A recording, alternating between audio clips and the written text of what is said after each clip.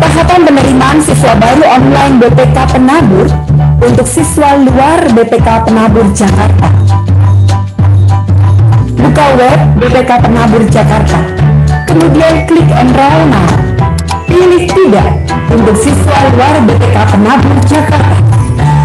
Lakukan registrasi alamat email dan password yang akan digunakan untuk melakukan pendaftaran. Verifikasi alamat email melalui link yang dikirim ke email yang sudah diregistrasikan. Login dengan username dan password yang sudah diverifikasi. Pilih registrasi calon siswa. Pilih tahun ajaran yang sesuai. Isi data dan sekolah tujuan. Lakukan pembayaran formulir pendaftaran sesuai nomor virtual account yang tertera. Setelah melakukan pembayaran, klik status pembayaran untuk memastikan pembayaran yang sudah dilakukan. Kemudian kembali ke halaman utama. Klik data calon siswa untuk lengkapi data dan upload berkas kelengkapan sesuai syarat pendaftaran. Setelah semua terisi, cetak form pendaftaran dan surat pernyataan. Tanda tangani surat pernyataan di atas materai Rp10.000, kemudian upload surat pernyataan yang telah ditandatangani di atas materai di tautan yang sudah disediakan. Selesai. Pendaftaran dapat diproses apabila berkas pendaftaran diupload lengkap sesuai dengan syarat pendaftaran. Calon siswa dinyatakan diterima apabila memenuhi syarat dan lolos seleksi penerimaan yang diadakan oleh BPK Penabur Jakarta. Terima kasih.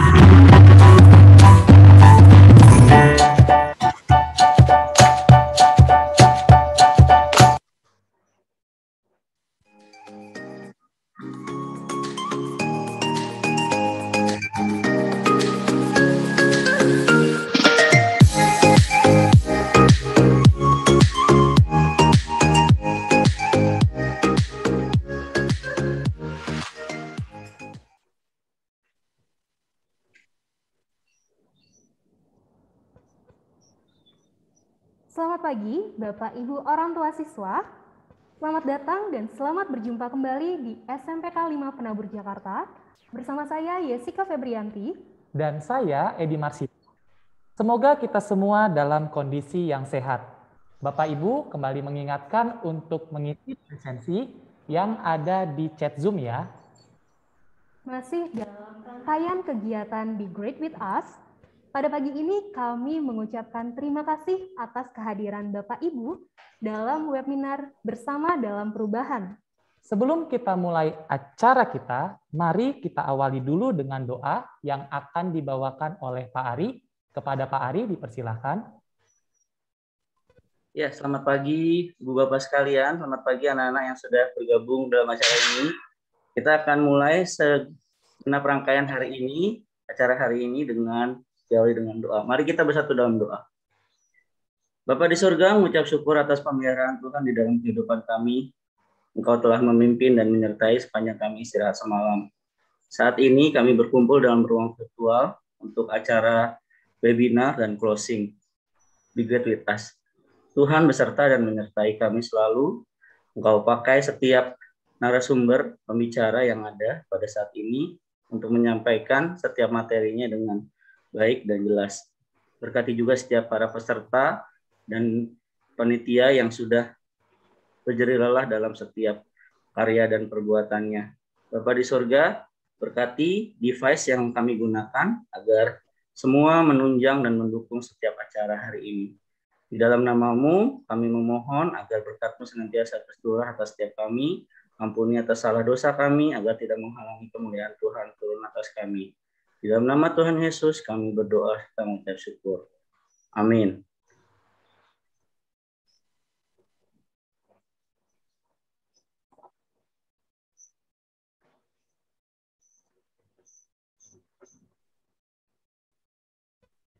Terima kasih Pak Ari. Bapak Ibu, di masa pandemi seperti sekarang, ada banyak sekali perubahan yang terjadi. Perubahan ini juga dirasakan oleh anak-anak kita, baik dalam belajar ataupun pergaulan mereka. Dari pembelajaran tatap muka di sekolah, menjadi belajar jarak jauh dari rumah. Lalu, sekarang mereka dihadapkan pada pertemuan tatap muka terbatas di sekolah. Perubahan ini tentu akan mengubah sikap dan perilaku anak-anak kita. Lalu, bagaimana kita sebagai orang tua dapat mendampingi anak dalam perubahan-perubahan ini? Bapak Ibu, tanpa berlama-lama lagi, kita akan mengikuti webinar Bersama Dalam Perubahan yang akan dibawakan oleh Ibu Dr. Irene Prameswari Edwina, MSI, psikolog dan terapis. Nah, sebagai moderator kita kali ini adalah Ibu Rike Ruth, Guru BK SMPK 5 Penabur. Kepada Ibu Rike, saya persilakan.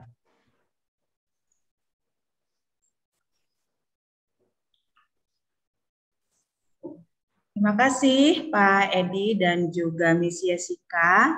Ya, selamat pagi saya ucapkan untuk semuanya sudah hadir di sini juga bersama-sama dengan kita, Ibu Rintawanti selaku Kepala SMPK 5. Selamat pagi, Bu. Ya, mungkin ada tamu undangan juga yang hadir di sini, juga sudah bersama dengan kita, pembicara kita, Ibu Iren Prameswari. Selamat pagi, Ibu Iren. Selamat datang. Selamat pagi. Iya, dan saya kasihi juga untuk seluruh orang tua siswa. Ya, kalau saya lihat di peserta di sini, di partisipan bermacam beragam ya. Ada yang orang tua dari SMP dan juga ada yang dari SD. Nah, nanti kita bisa bersama-sama untuk mengikuti kegiatan webinar kita. Tadi Miss Jessica dan juga Pak Edi sudah menyampaikan kurang lebih apa sih yang akan kita bahas ya, kita dengarkan bersama-sama mengenai Bersama Dalam Perubahan ini. Nanti akan difasilitasi oleh Ibu Iren Prameswari. Ya, baiklah Bapak Ibu semuanya yang sudah hadir di sini, supaya lebih saling mengenal dalam acara webinar kita saat ini, ada beberapa hal yang perlu diperhatikan ya Bapak Ibu ya.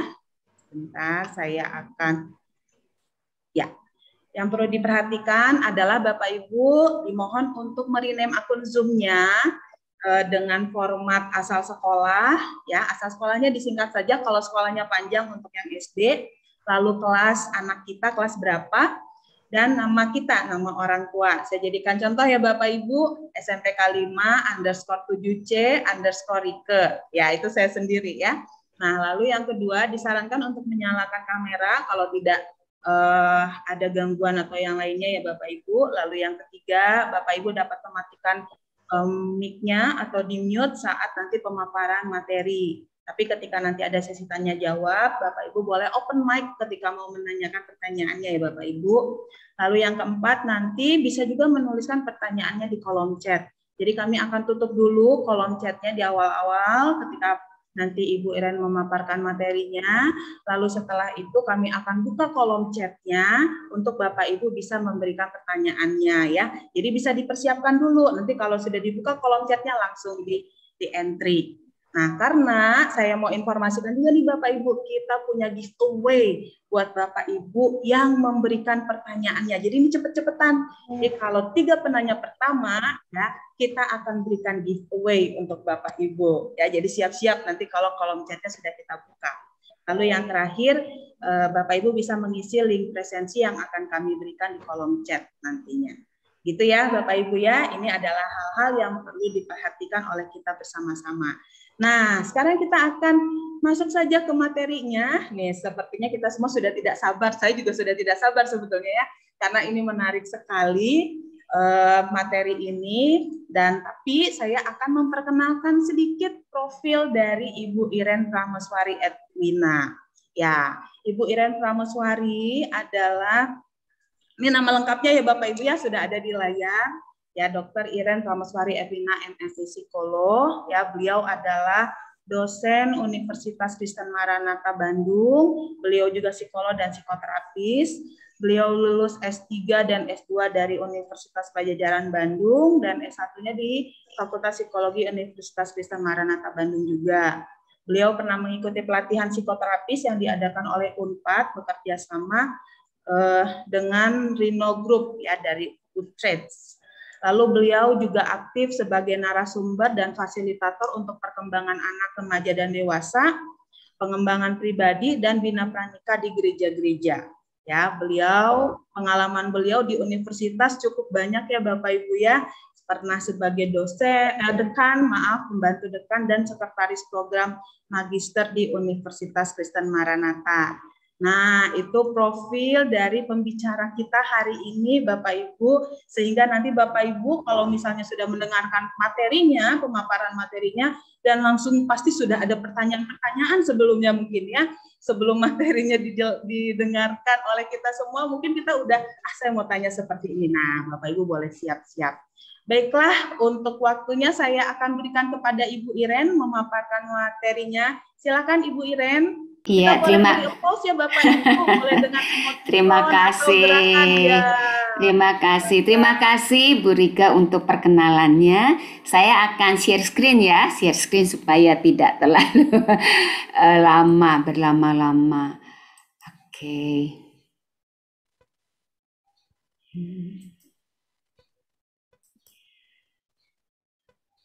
Oke, Bapak Ibu sudah terlihat? Sudah ya? Sebentar. Sudah ya? Oke. Oke, moga-moga saya... Oke. Ya. Bapak Ibu, selamat pagi ya. Memang saya baru pertama kayaknya ya di SMPK 5 Penabur ya. Terima kasih untuk kesempatan yang diberikan pada saya ya. Ya, saya diminta untuk membawakan materi untuk sharing tentang bersama dalam perubahan. Ya,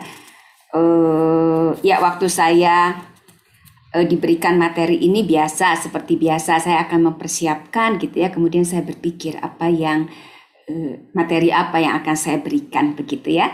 Nah, ada beberapa hal sebenarnya yang ingin saya sampaikan di dalam bersama dalam perubahan.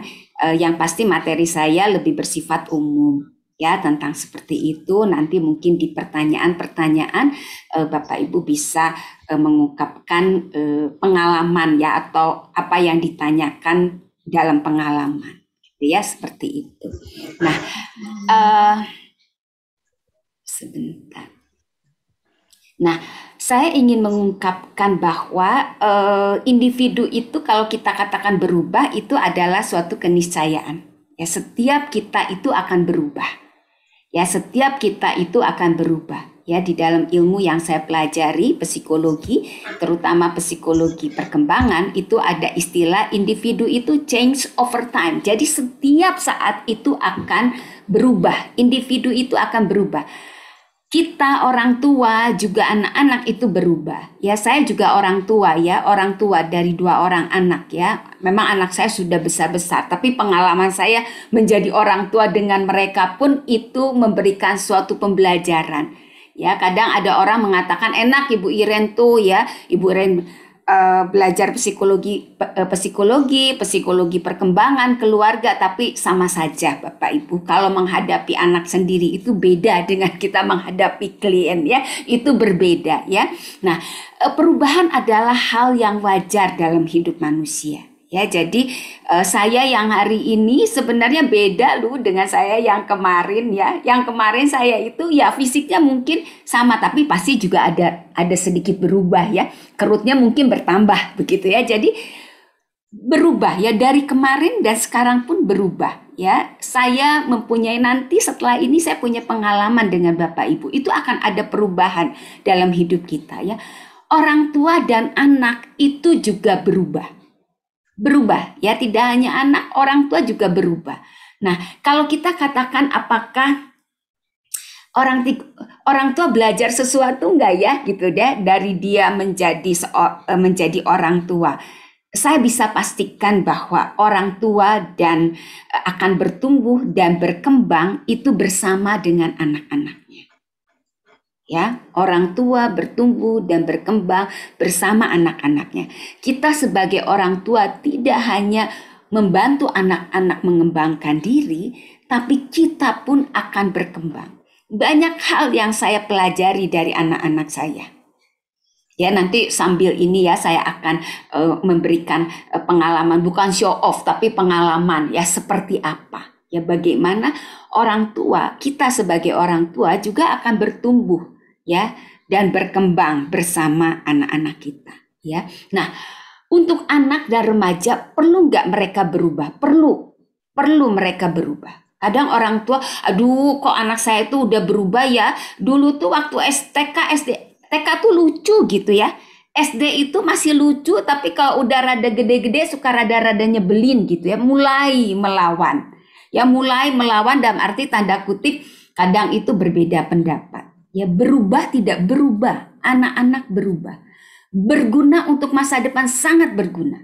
Ya, kadang kita kalau bisa anak-anak nggak berubah gitu ya. Gitu aja yang lucu, ya, yang nurut gitu ya. Kalau bisa sih begitu aja gitu ya. Nah, tapi tidak bisa juga, anak-anak perlu berubah. Anak-anak perlu berubah.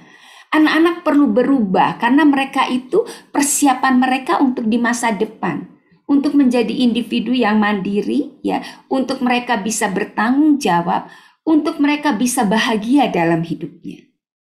Well-being ya. Sekarang nanti saya akan jelaskan ya. Saya sekarang banyak bicara tentang emosi positif, tentang kebahagiaan ya, karena ternyata dari hasil penelitian yang saya lakukan itu luar biasa ya, luar biasa. Powerful untuk perkembangan individu ya. Kemudian percaya diri menjadi penting. Tidak mudah buat anak-anak itu menjadi percaya diri kalau lingkungan tidak mendukung. Ya, kalau lingkungan dia mau berubah, ya pada saat dia mulai bisa mengungkapkan pendapatnya, kemudian selalu dikritik atau bukan selalu ya, sering dikritik oleh lingkungannya gitu ya. Kamu kok pikirnya begitu sih gitu ya. Ya, walaupun sebenarnya kalau saya pahami juga ya, anak berbeda dengan kita. Ya, perkembangan berpikirnya juga anak berkembang ya, mulai dari yang sederhana, konkret, lama-lama menjadi lebih kompleks. Tapi perlu tidak mereka melakukan ini? Perlu Bapak Ibu ya, perlu. Karena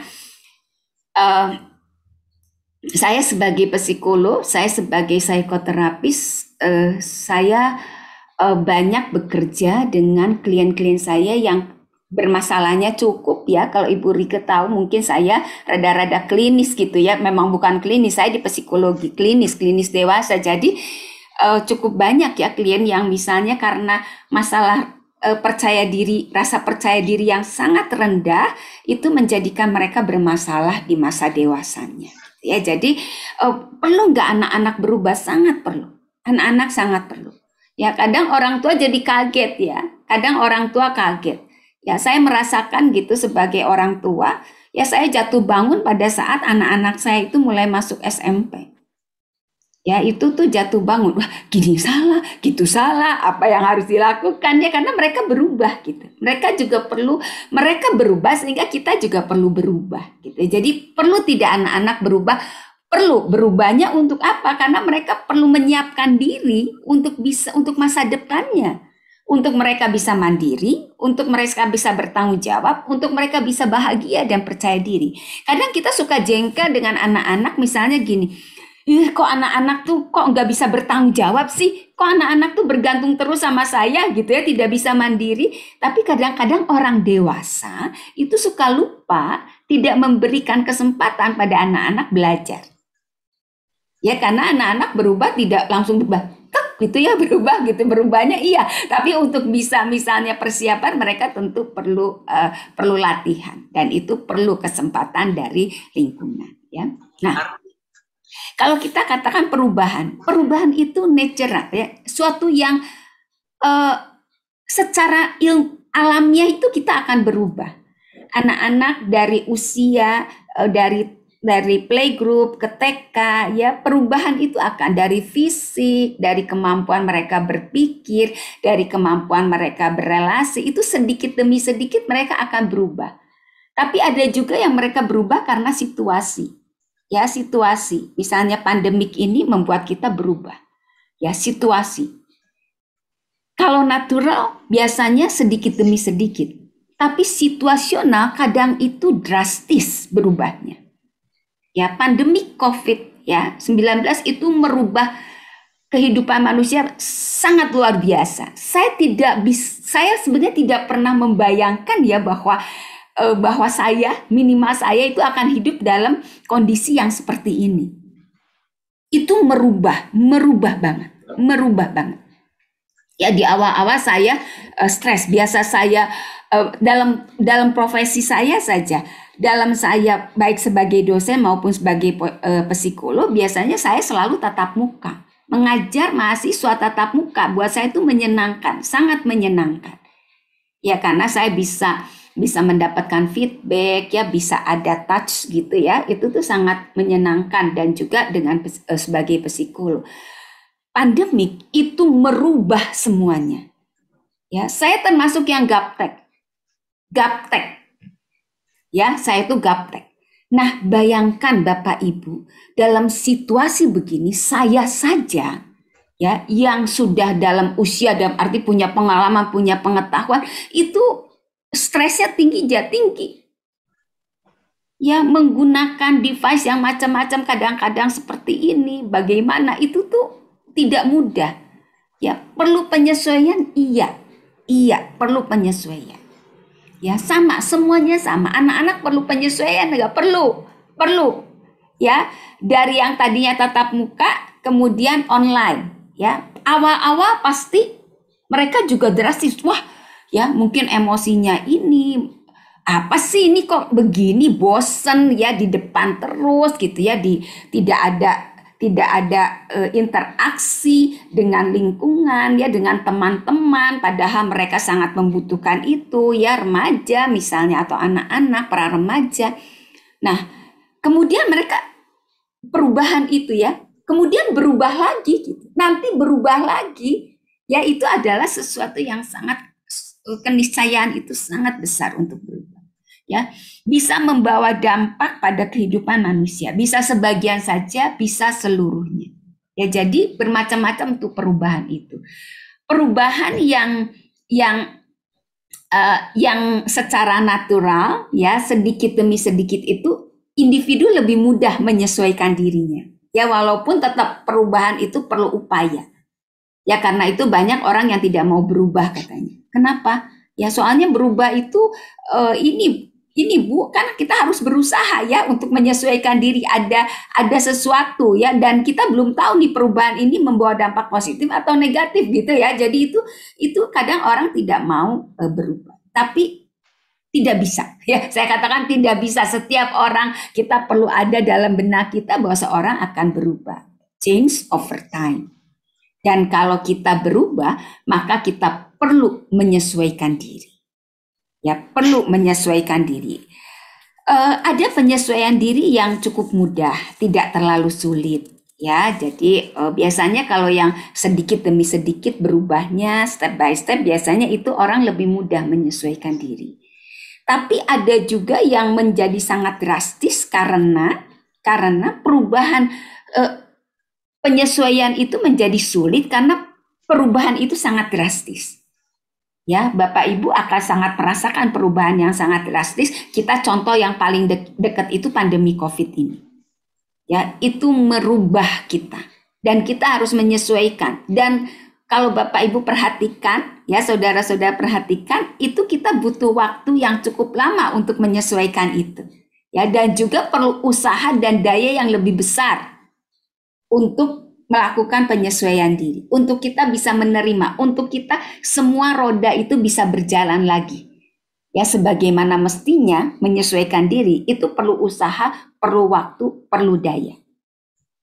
Ya, saya cukup lama untuk bisa menyesuaikan diri ya dengan kuliah yang online ya. Kuliah saya tuh online, padahal ada praktikum ya, padahal banyak begitu ya yang harusnya tatap muka gitu ya. Itu menjadi sesuatu yang perlu penyesuaian dan usahanya berat tidak berat. Berat. Lama ya. Ya, tapi toh itu harus dijalankan. Ya, kita harus menjalankan itu ya. Sebentar. Nah, Hengkah? Oke, sebentar ya. Kayaknya saya terlalu ini ya. Nah, ini. Ya. Jadi kalau kita lihat, terutama saya akan menyoroti dulu anak-anak kita ya, usia pra-remaja dan masuk pubertas atau remaja awal. Ya, nah, mereka mengalami perubahan internal. Ini yang perubahannya sebenarnya natural, alamiah perubahannya ini. Ya, nanti saya akan jelaskan. Perubahannya itu internal, fisik, ya biologisnya berubah, kemampuan berpikirnya juga berubah, ya kemampuan dia emosi, kontrol diri, kemandirian, kehidupan sosial, ya di mana peer group ya, di mana teman-teman seusia itu menjadi penting. Bagaimana mereka melakukan konformitas, rasa ingin tahu, ini menjadi sesuatu yang mereka juga mengalami perubahan ini. Selain itu, anak-anak kita itu mengalami perubahan di luar dirinya, seperti situasi pandemi COVID-19 ini. Ya, jadi mereka mengalami cukup banyak perubahan-perubahan yang mereka harus menyesuaikan diri. Ya, jadi mereka kadang tidak hanya satu ya, double atau multiple perubahan. Seperti yang tadi saya ungkapkan bahwa perubahan ini menyebabkan individu harus menyesuaikan diri. Nah, ya anak-anak kita mengalami kesulitan tidak ya? Ya mengalami kesulitan ya untuk menyesuaikan diri dengan kondisi ini. Ya kadang mereka itu nanti munculnya dalam bentuk perilaku tertentu begitu ya. Tapi mereka kesulitan. Orang tua kesulitan nggak kesulitan, nanti kita lihat. Ya tidak mudah. Ya tapi tadi saya katakan di awal bahwa kita juga sebagai orang tua bisa belajar dari perubahan yang dialami anak-anak. Ya, anak-anak perlu menyesuaikan diri dari sekolah yang tatap muka, daring tadi sudah diungkap ya oleh MC dan juga oleh Bu Rike. Kemudian dari sekarang daring, terus istilahnya kalau di kami itu hibrid juga ya, jadi separuh-separuh gitu ya. Sebenarnya ini dalam rangka penyesuaian juga ya, selain memang untuk juga kita perlu waspada ya dengan situasi ini ya. Tapi kondisi itu dialami oleh anak-anak kita. Selain orang tua juga mengalami itu ya. Kita juga mengalami sebagai orang tua ya. Jadi perubahan ini dapat menimbulkan stres yang cukup kuat. Ya, karena itu membutuhkan kapasitas, daya, upaya untuk menyesuaikan diri. Ya, tadi saya sudah ungkapkan.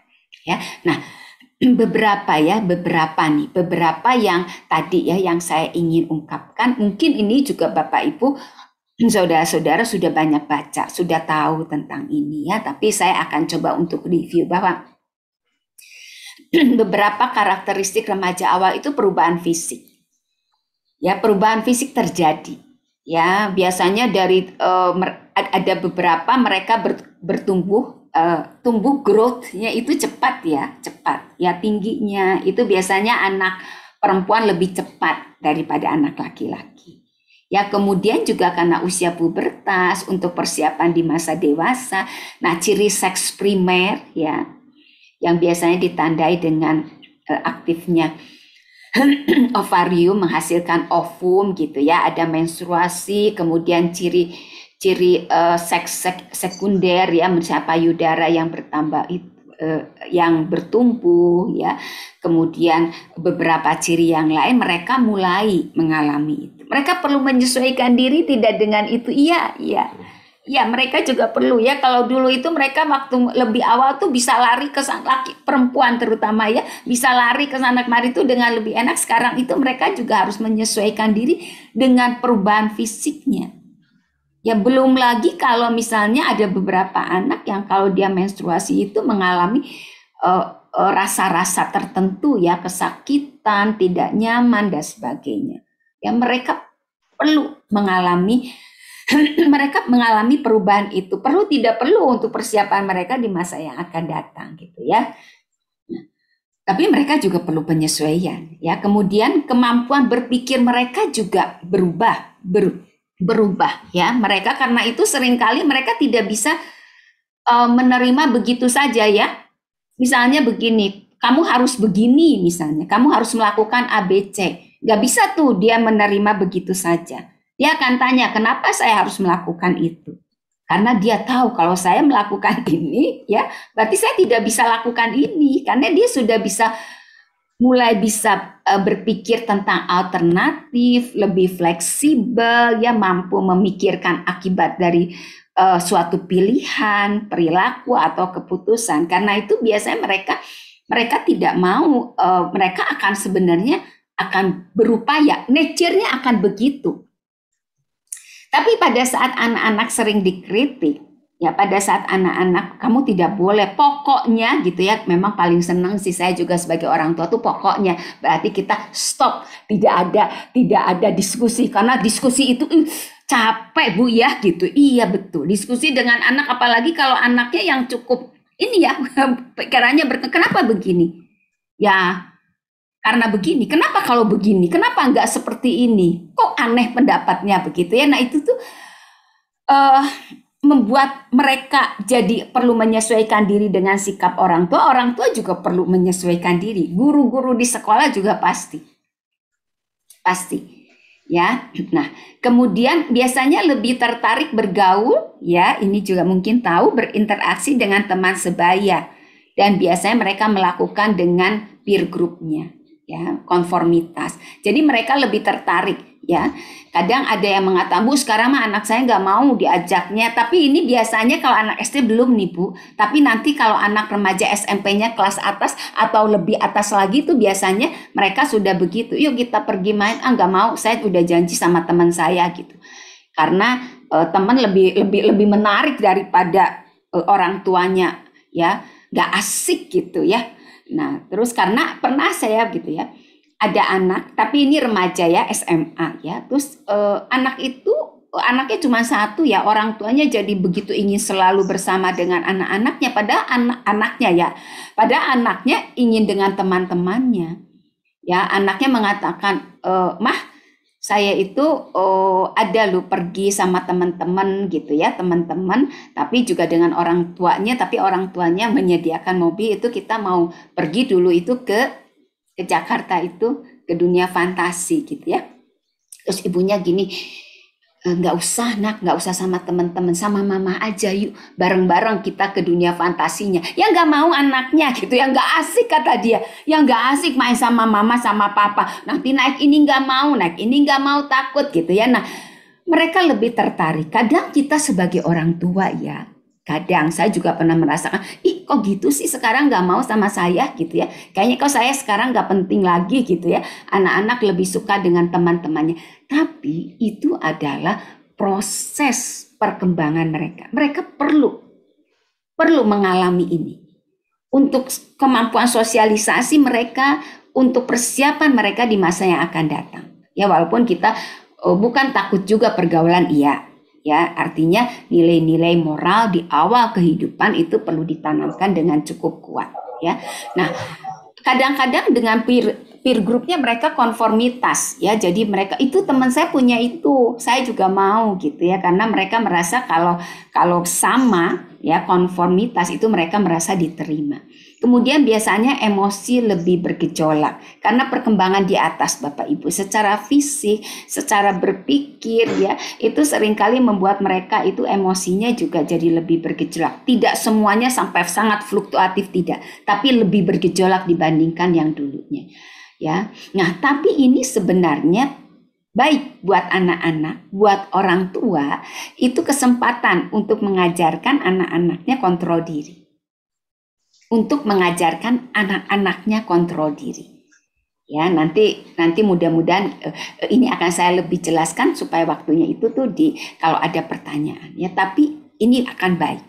Ya, kita kadang suka anak saya mah baik Bu gitu ya, dia tidak suka marah, tidak suka sedih, ya tidak suka kesel, pokoknya baik mukanya itu. Saya seringkali hati-hati Bu, ya wajar aja kalau kita kesel ya, kita juga suka kesel, kita juga suka marah. Tapi kalau anak-anak nggak pernah kesel, nggak pernah marah, terus kalau buat saya kan jadi saya tanda kutip ya, ada apa nih gitu. Ya bisa saja dia nggak berani mengekspresikannya, tapi itu dipendam di dalam diri gitu ya, sampai penuh gitu ya, sekali waktu meledak kita sudah bingung, wah kok begitu ya gitu ya. Nah itu nanti itu adalah kesempatan untuk sebenarnya pada masa ini kesempatan anak-anak untuk belajar mengembangkan diri. Anak-anak juga perlu mendapatkan kesempatan untuk individuasi, keunikan dirinya, bahwa dirinya itu berbeda loh dengan orang tua. Sekalipun kita orang tuanya, anak-anak itu bisa berbeda dengan kita. Ya, kemampuan, temperamen, semuanya bisa berbeda. Dan itu penting buat anak-anak. Itu dia untuk merasa dirinya unik, saya berbeda. Ya, itu tuh baik. Ya, karena dia akan mengembangkan identitas diri, mengembangkan kemandirian. Ya, kadang ada orang tua yang mengeluhnya begini, Bu, masa anak saya tuh ya sudah SMA gitu ya, atau sudah mahasiswa itu nggak berani ngambil keputusan Bu gitu ya. Saya pernah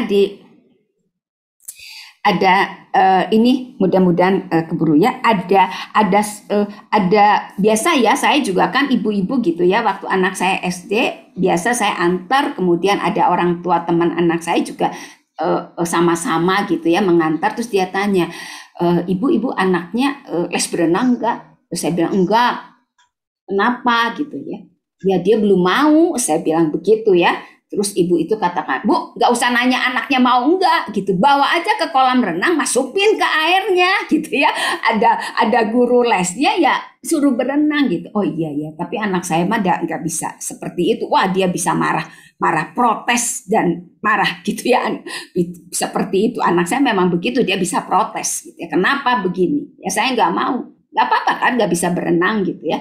Walaupun akhirnya karena kemauan sendiri dia berenang. Nah, kemudian setelah berjalan seperti itu, waktu anaknya SMP ketemu lagi ya dengan ibu itu, terus ibunya mengeluh begini, aduh saya itu bingung dengan anak saya yang pertama, ini anak yang pertama. Kenapa? Aduh dia itu nggak bisa memutuskan sesuatu.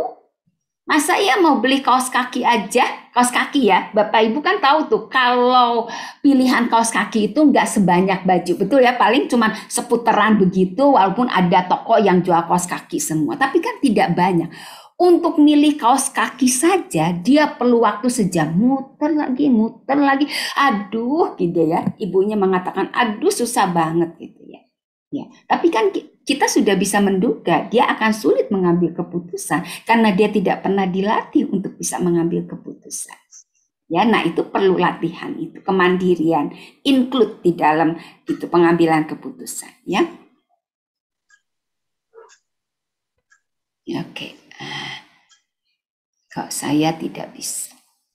Wah, jangan-jangan ngeheng ya. Betul ini ngeheng. Saya nggak bisa, sebentar ya.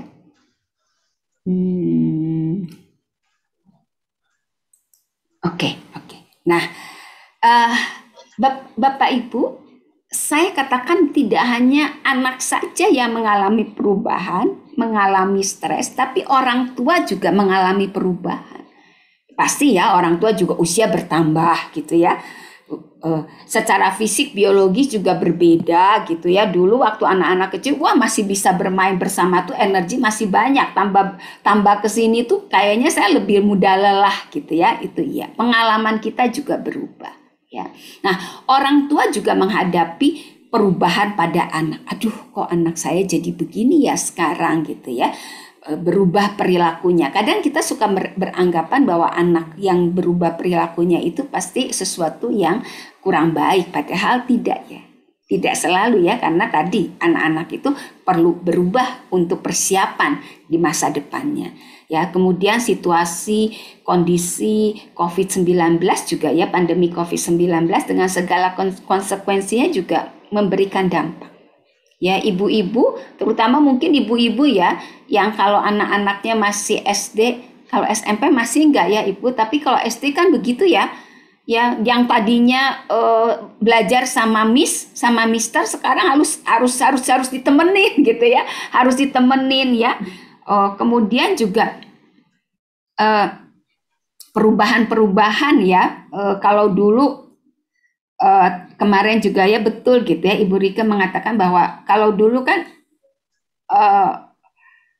penggunaan media sosial bisa dijadikan reward dan punishment, sekarang udah nggak bisa lagi gitu ya, dibandingkan dia kalau misalnya melakukan sesuatu hal yang kurang berkenan, misalnya melanggar peraturan, itu bisa media sosial ya, HP, laptop itu bisa dijadikan media untuk punishment atau untuk reward. Sekarang nggak bisa lagi, betul ya, karena pasti akan selalu menggunakan itu. Jadi support untuk anak ya, bagaimana orang tua tidak bisa lepas tangan ya, menjalankan tanggung jawab untuk keluarganya ya. Jadi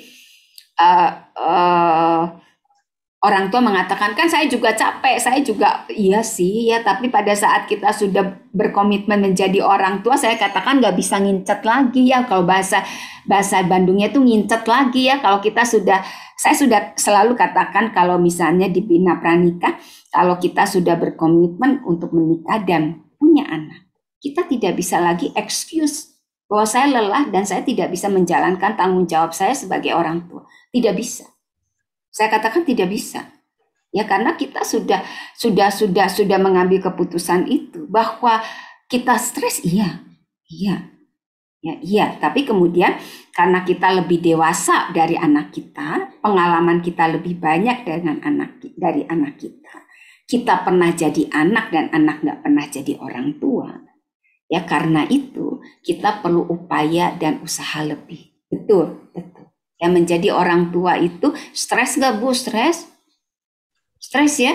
Menjadi orang tua itu stres ya. Sampai sekarang Bapak Ibu, anak saya satu sudah menikah, satu lagi sudah bekerja dan juga mau menikah gitu ya. Tapi kemarin aja dia sakit, saya stres Bu.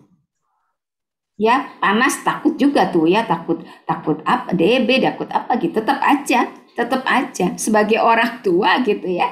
Sebagai orang tua, anak saya yang sudah menikah itu, misalnya di Jakarta, kalau seminggu dia tidak memberikan kabar, itu juga ini ada apa gitu ya. Tetap saja ya, selama kita menjadi orang tua, kondisi itu akan terjadi Ya, ada orang tua yang mengatakan gini, seorang ibu, Bu, kayaknya saya tidak akan terlalu stres deh, Bu, kalau anak saya udah 4 tahun ya, Bu, ya 4-5 tahun ya, saya tidak memberikan komentar banyak karena dia sekarang sedang sangat stres dengan anaknya yang umur 2 tahun. Tapi saya pikir pasti juga anak usia 4 tahun juga stres juga kan? Ya, karena udah beda lagi permasalahannya gitu ya. Seperti itu ya Bapak Ibu. Jadi orang tua cukup stres, mengalami stres yang cukup kuat dalam hidupnya, iya betul ya. Kadang itu juga yang menjadi dilema buat orang tua ya. Saya juga capek, Bu, saya juga stres dengan kehidupan ini, iya, dengan pekerjaan, kondisi ya, iya, tambah lagi anak-anak, iya betul ya. Tapi itu yang perlu kita lakukan ya. Nah, kemudian seperti ini saya ingin mengungkapkan suatu kondisi ya, lingkaran. Jadi kalau anak itu stres, misalnya kadang tuh stres, uring-uringan, kadang kita tidak tahu sebenarnya apa yang dia inginkan. Kadang-kadang dia juga nggak ngerti. Pokoknya, saya pokoknya jengkel. Kenapa temenmu ini? Nggak juga sih, pokoknya saya jengkel aja ya. Nah, itu seringkali anak stres, perilakunya negatif, emosinya negatif, orang tua juga akan stres juga. Orang tua stres, anaknya tambah stres lagi. Anaknya tambah stres, orang tua tambah stres. Terus begini gitu ya. Nah, ini kan yang harus kita potong sebenarnya dalam kehidupan kita. Saya sering katakan, ini perlu sirkular, ini perlu kita putus. Dan yang bisa putus siapa? Kita orang tua. Kita orang tua. Ya, karena anak-anak dengan kondisinya yang masih bertumbuh dan berkembang, dengan kemampuannya, dengan pengalamannya, tentu lebih kurang, ya bukan berarti nanti mereka nggak bisa, lebih kurang dibandingkan orang tua, ya itu umumnya.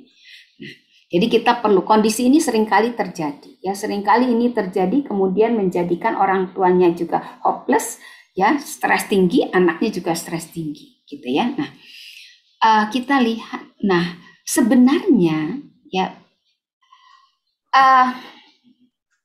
reaksi individu terhadap perubahan stresor dari lingkungan itu sebenarnya unik, ya. Sebenarnya unik. Setiap orang itu berbeda-beda. Jadi pandemi COVID-19 ini, ya kita anggap ini, ya itu di persepsi setiap orang itu bisa berbeda-beda. Ya, stresnya bisa tinggi rendah, stresornya sama. Kita mengartikannya berbeda, stres yang kita alami juga bisa bervariasi.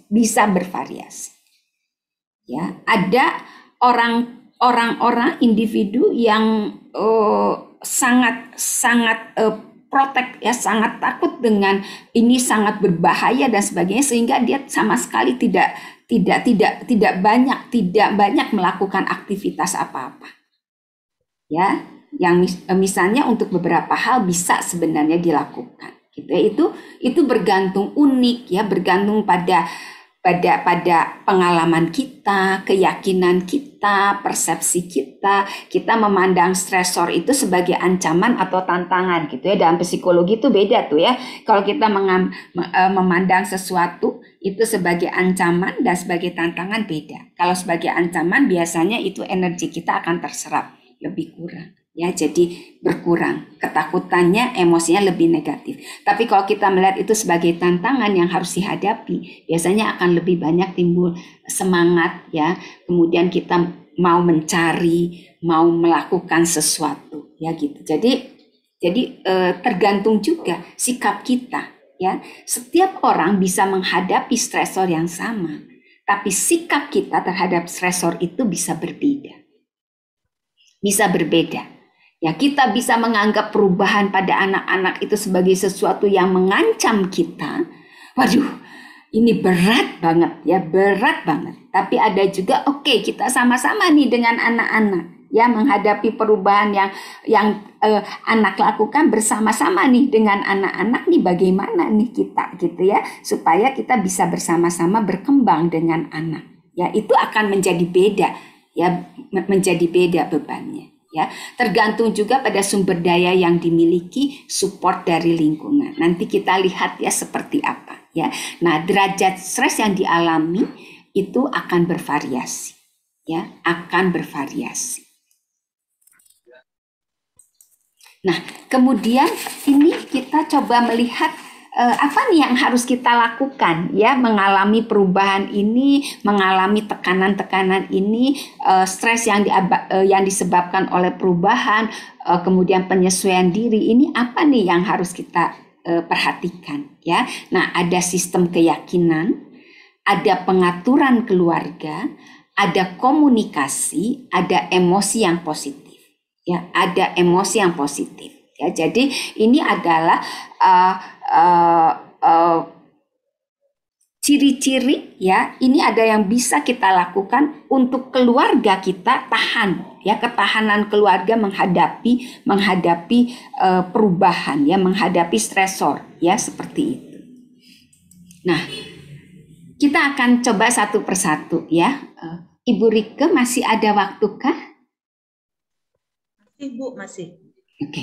Nah, sistem keyakinan, ya. Nah, yang pertama yang kita perlu lihat adalah bahwa keluarga itu memerlukan tantangan untuk dapat mengembangkan anggotanya. Itu suatu keyakinan yang harus kita miliki, ya. Saya selalu katakan pada saat kami berdiskusi, ya, beberapa tentang kondisi pandemi COVID ini, saya ditanya, ya. Apa yang bisa kamu pelajari, ya, bagaimana tanggapanmu, ya. Bagi saya situasi COVID ini merupakan kesempatan bagi saya untuk naik kelas. Saya katakan begitu, kesempatan saya untuk naik kelas, ya, karena ini tantangan, ya. Bagaimana saya menghadapi tantangan itu untuk bisa meningkatkan kualitas hidup saya, untuk bisa meningkatkan kemampuan saya mengatasi stresor-stresor selanjutnya. Jadi apakah kita perlu tantangan ini? Perlu, ya. Kalau keluarga, ya, kalau keluarga memandang bahwa tantangan ini perlu loh, ya, untuk mengembangkan diri kita, itu sikap kita akan jadi berbeda pada saat kita menghadapi perubahan, pada saat kita menghadapi stresor. Ya, kalau kita misalnya menganggap bahwa oke, ya, misalnya situasi ini tuh dapat diperlukan nih, ya, karena kalau saya misalnya bisa mengatasi, ya, bisa menyesuaikan diri dengan kondisi ini, berarti kemampuan saya itu akan ada yang bertambah, ya, berarti kualitas hidup saya akan lebih naik, gitu, ya. Nah, itu belief itu, keyakinan itu bahwa keluarga memerlukan tantangan untuk dapat mengembangkan anggotanya. Kalau kita punya belief itu, pada saat kita menghadapi sesuatu, kita tidak akan menjadi stresnya tinggi, tidak akan merasa itu sebagai ancaman, tapi itu sebagai tantangan. Itu sebagai tantangan. Bagaimana kita perlu mengatasi hal itu, gitu, ya. Nah, itu adalah sistem keyakinan yang perlu dimiliki, ya, oleh orang tua. Awalnya orang tua, kalau orang tuanya sudah seperti ini, karena orang tua kemudian orang tua adalah model untuk anak-anak. Orang tua adalah model untuk anak-anaknya. Ya, ini yang perlu, ya. Kadang-kadang orang tua, aduh Bu, saya itu Bu, kalau sudah ngomong sudah panjang pendek, ya, udah panjang udah pendek tetap aja tidak. Anak-anak tuh kok kayaknya tidak dengar. Ya, jangan-jangan mereka lihat tidak mendengar kata-kata kita, ya. Karena kalau orang tua yang saya begini, ya, dulu waktu anak saya masih SMP, ya. Anak saya juga sama, ya, anak saya semuanya juga sama sekolahnya kalau kita tuh dulu, kalau di Bandung tuh namanya BPK, ya, kalau di Jakarta penabur, gitu, ya, BPK. Jadi bayangkan, ya, anak saya itu sekolahnya di Pasir Kaliki atas, ya, kalau yang pernah ke Bandung, gitu, ya. Kemudian temannya itu ada yang rumahnya tuh di Kopo, tahu, ya, Kopo Permai sana, ya, di selatan. Itu lumayan. Terus ibunya, ya, mamahnya itu naik mobil, jemput, antar, ya. Ini mamahnya cerita. jemput, anaknya masuk, langsung tanya, ulanganmu berapa? Gitu kan biasanya, ulanganmu berapa? Gitu ya. 70. Wah, itu katanya ya. Dari Pasir Kaliki, ya, nasehatnya, omongannya, omelannya sampai ke rumahnya. Ya, kira-kira 45 menit. Ya, udah sampai makan. Udah makan, di waktu makan juga tetap terus ya ngomel terus ya. Nah, itu juga membuat anaknya juga tidak bisa mendengarkan sebenarnya yang mana lagi ya, udah kebanyakan ya kata-katanya juga udah nggak terdengar gitu ya. Jadi anak-anak sebenarnya lebih mudah belajar dari kita orang tua sebagai panutan. Bagaimana kita menghadapi tantangan ya, bagaimana kita bisa menerima kegagalan ya. Saya ingin mengatakan bahwa penerimaan akan kegagalan ya, seseorang yang bisa menerima kegagalannya itu adalah keberhasilan. Saya tidak mengatakan bahwa kegagalan adalah keberhasilan yang ditunda, tidak. Pengalaman saya mengatakan bahwa kemampuan seseorang menerima kegagalan, kekurang berhasilan dalam hidupnya itu adalah keberhasilan.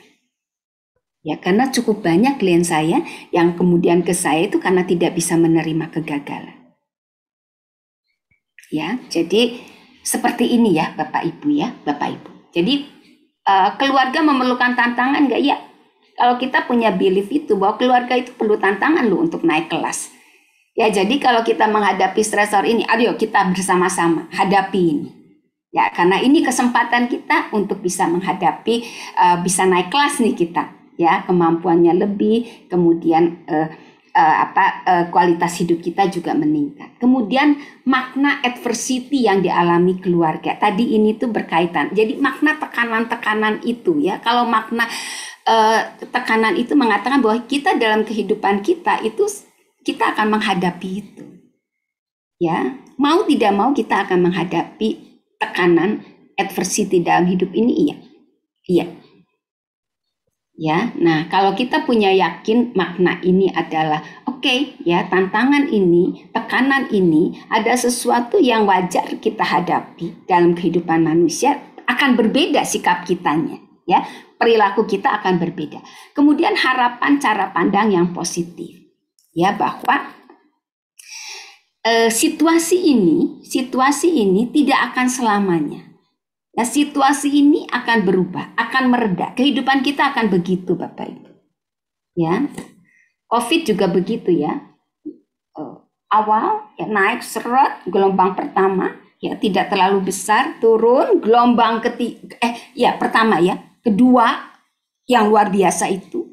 Sekarang udah mulai menurun. Katanya akan ada gelombang ketiga. Ya, mungkin, sangat mungkin.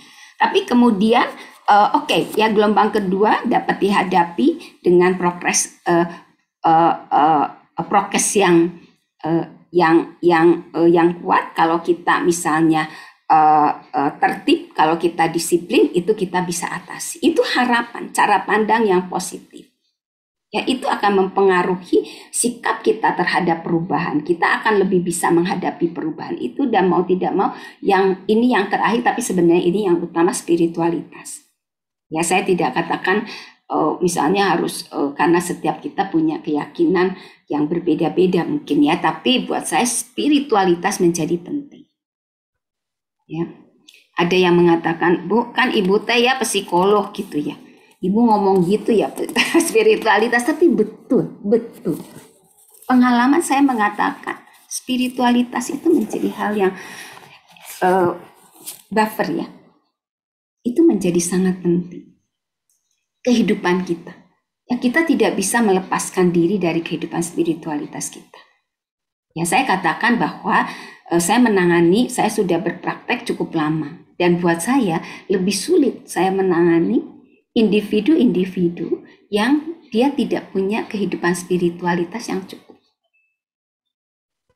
Ya, anak remaja, ya saya pernah menangani anak remaja yang dia belum jelas tuh ya keyakinannya, ya agamanya, imannya yang mana, itu lebih sulit.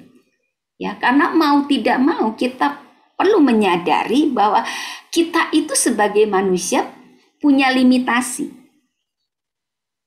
Ya, dan kita perlu ada sesuatu yang lebih besar dari kita. Itu sebagai tempat kita bergantung. Itu perlu. Walaupun saya psikolog. Ya, walaupun saya psikolog, tapi itu perlu. Ya, pengalaman saya mengatakan bahwa itu perlu. Ya. Nah, kemudian yang kedua, pengaturan keluarga. Ya, pengaturan keluarga adalah orang tua, biasanya orang tua yang mengambil peran sebagai leader, ya, pemimpin yang mengatur, ya.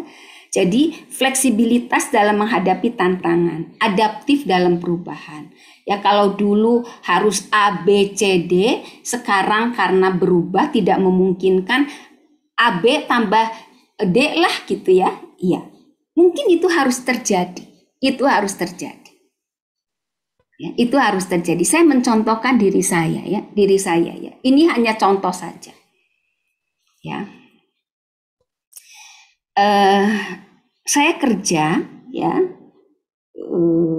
Saya dosen tetap, berarti beban saya cukup banyak. Suami saya juga kerja. Saya di rumah tidak ada asisten rumah tangga. Saya termasuk orang yang pedan ya, harus bersih, harus tertata gitu ya, harus ini ya. Kalau ada orang yang aduh saya belum setrika, saya bilang ya, saya belum setrika. Terus teman-teman mengatakan, kenapa sih kamu harus setrika-setrika gitu kan? Kalau baju rumah mah nggak usah setrika, cepret-cepret, lipat ya kan nanti dipakai lagi gitu ya. Terus saya bilang, saya nggak tega ya. Anggota keluarga harus pakai baju yang nggak disetrika, jadi saya tetap setrika. Tapi kemudian saya tahu nggak mungkin saya melakukan banyak hal itu sendiri ya untuk pekerjaan rumah tangga. Jadi saya berbagi peran dengan suami saya. Ya karena nggak mungkin, sehingga pernah sekali suami saya kebetulan senang belanja, senang makan, senang belanja makanan begitu ya. Jadi tugas dia adalah belanja ke pasar, beli makanan gitu ya. Terus ada teman kami gitu, kok kamu sih yang ke pasar gitu ya, ke suami saya, kemana gitu ya. Biasa saya dipanggilnya Pak Eng. Kenapa? Kemana Pak Eng? Kok nggak ke pasar dianya? Ya enggak lah, dia lagi di rumah, lagi beres-beres gitu. Ya, jadi ada perubahan itu iya, karena kami perlu adaptif. Ya, dengan usia kami, saya sudah tidak bisa lagi kerja seharian sampai malam, sudah tidak dengan kondisi tubuh. Bukan karena saya sakit-sakitan, tapi karena usia saya sudah lanjut. Begitu, ya, suami saya. Jadi saya harus berubah. Ada yang perlu diubah dalam peran dalam keluarga. Ya, jadi fleksibilitas dalam menghadapi tantangan. Kalau saya harus mengerjakan semuanya nggak mungkin. Ya karena itu kami diskusi. Ya, oke, kayaknya kita harus berubah, harus seperti ini. Ya itu jadi itu harus ada fleksibilitas. Nggak bisa ya, kalau soalnya harus istri itu atau harus suami itu gitu ya. Nah itu kita harus perlu pengaturan kembali ya dalam suatu kondisi di mana ada tantangan yang cukup besar ya, perubahan yang cukup besar, yang cukup drastis, maka harus ada pengaturan kembali dalam keluarga. Bekerja sama antar anggota keluarga menghadapi tantangan. Perlu ada kerjasama. Dengan anak-anak iya, tapi anak-anak tidak mengambil tanggung jawab orang tua. Ya, tanggung jawab sebagai orang tua tetap ada di orang tua. Tapi bahwa perlu kerjasama, pembagian tugas, bagaimana anak-anak melakukan sesuatu, iya, perlu kerjasama. Saling mendukung antar anggota keluarga, menghargai kebutuhan dan keunikan setiap anggota keluarga. Ini menjadi penting. Ya kadang kita tidak bisa sulit ya. Saya kan nggak begitu. Kok anak saya begitu sih? Bapak Ibu bayangkan ya, saya adalah seorang yang semuanya harus rapi ya, rada-rada kompulsi gitu ya. Kalau Ibu Rike tahu tuh ya, saya rada-rada kompulsi ya.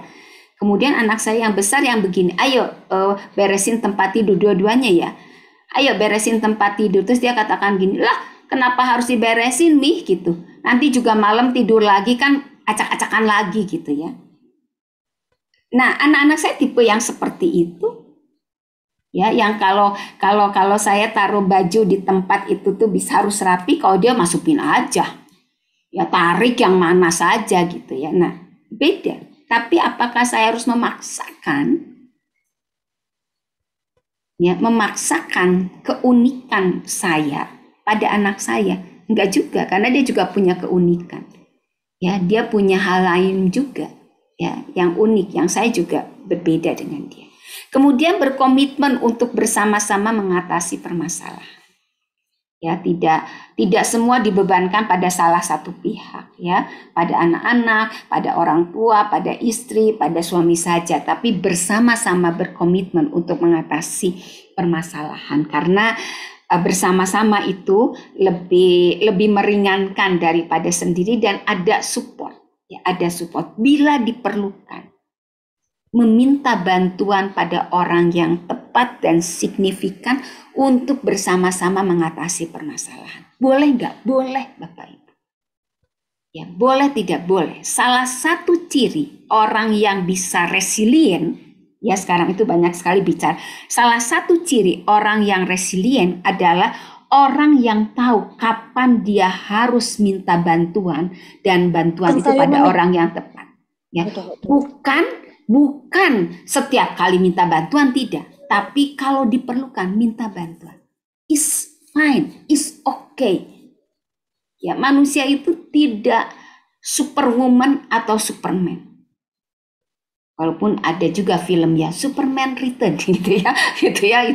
Tapi tidak semuanya. Jadi bila diperlukan minta bantuan yang tepat, boleh nggak? Boleh. Ya, boleh. Boleh. Menurut saya itu salah satu ciri kerendah hatian kita, ya. Kalau kita perlu minta bantuan. Saya baru saja beberapa hari yang lalu itu berdiskusi ya dengan konselornya masih muda memang ya, terus dia bertanya pada saya, gimana nih menangani seorang anak remaja yang dia betul butuh bantuan, dan dia juga sudah open bahwa dia itu perlu bantuan. Ya, tapi karena dia masih remaja ya, masih siswa SMA kelas bawah kan, sebagai konselor atau sebagai psikolog kita harus meminta izin juga dari orang tuanya. Nah, orang tuanya pertamanya mau hadir, tapi kemudian anaknya itu chat pada konselor teman saya mengatakan bahwa ibunya tuh marah besar pada anaknya, karena anaknya itu kenapa dia perlu minta bantuan pada orang lain, pada guru BK dan pada konselor. Ya, sangat marah ya. Gimana nih ya, padahal anaknya betul perlu bantuan dan anaknya menyadari itu. Ya, hanya konselornya tidak bisa juga nyelonong gitu ya, masuk gitu. Ya, kemudian nah itu ya, kadang kita tidak perlu malu ya, kalau memang diperlukan, kenapa tidak ya.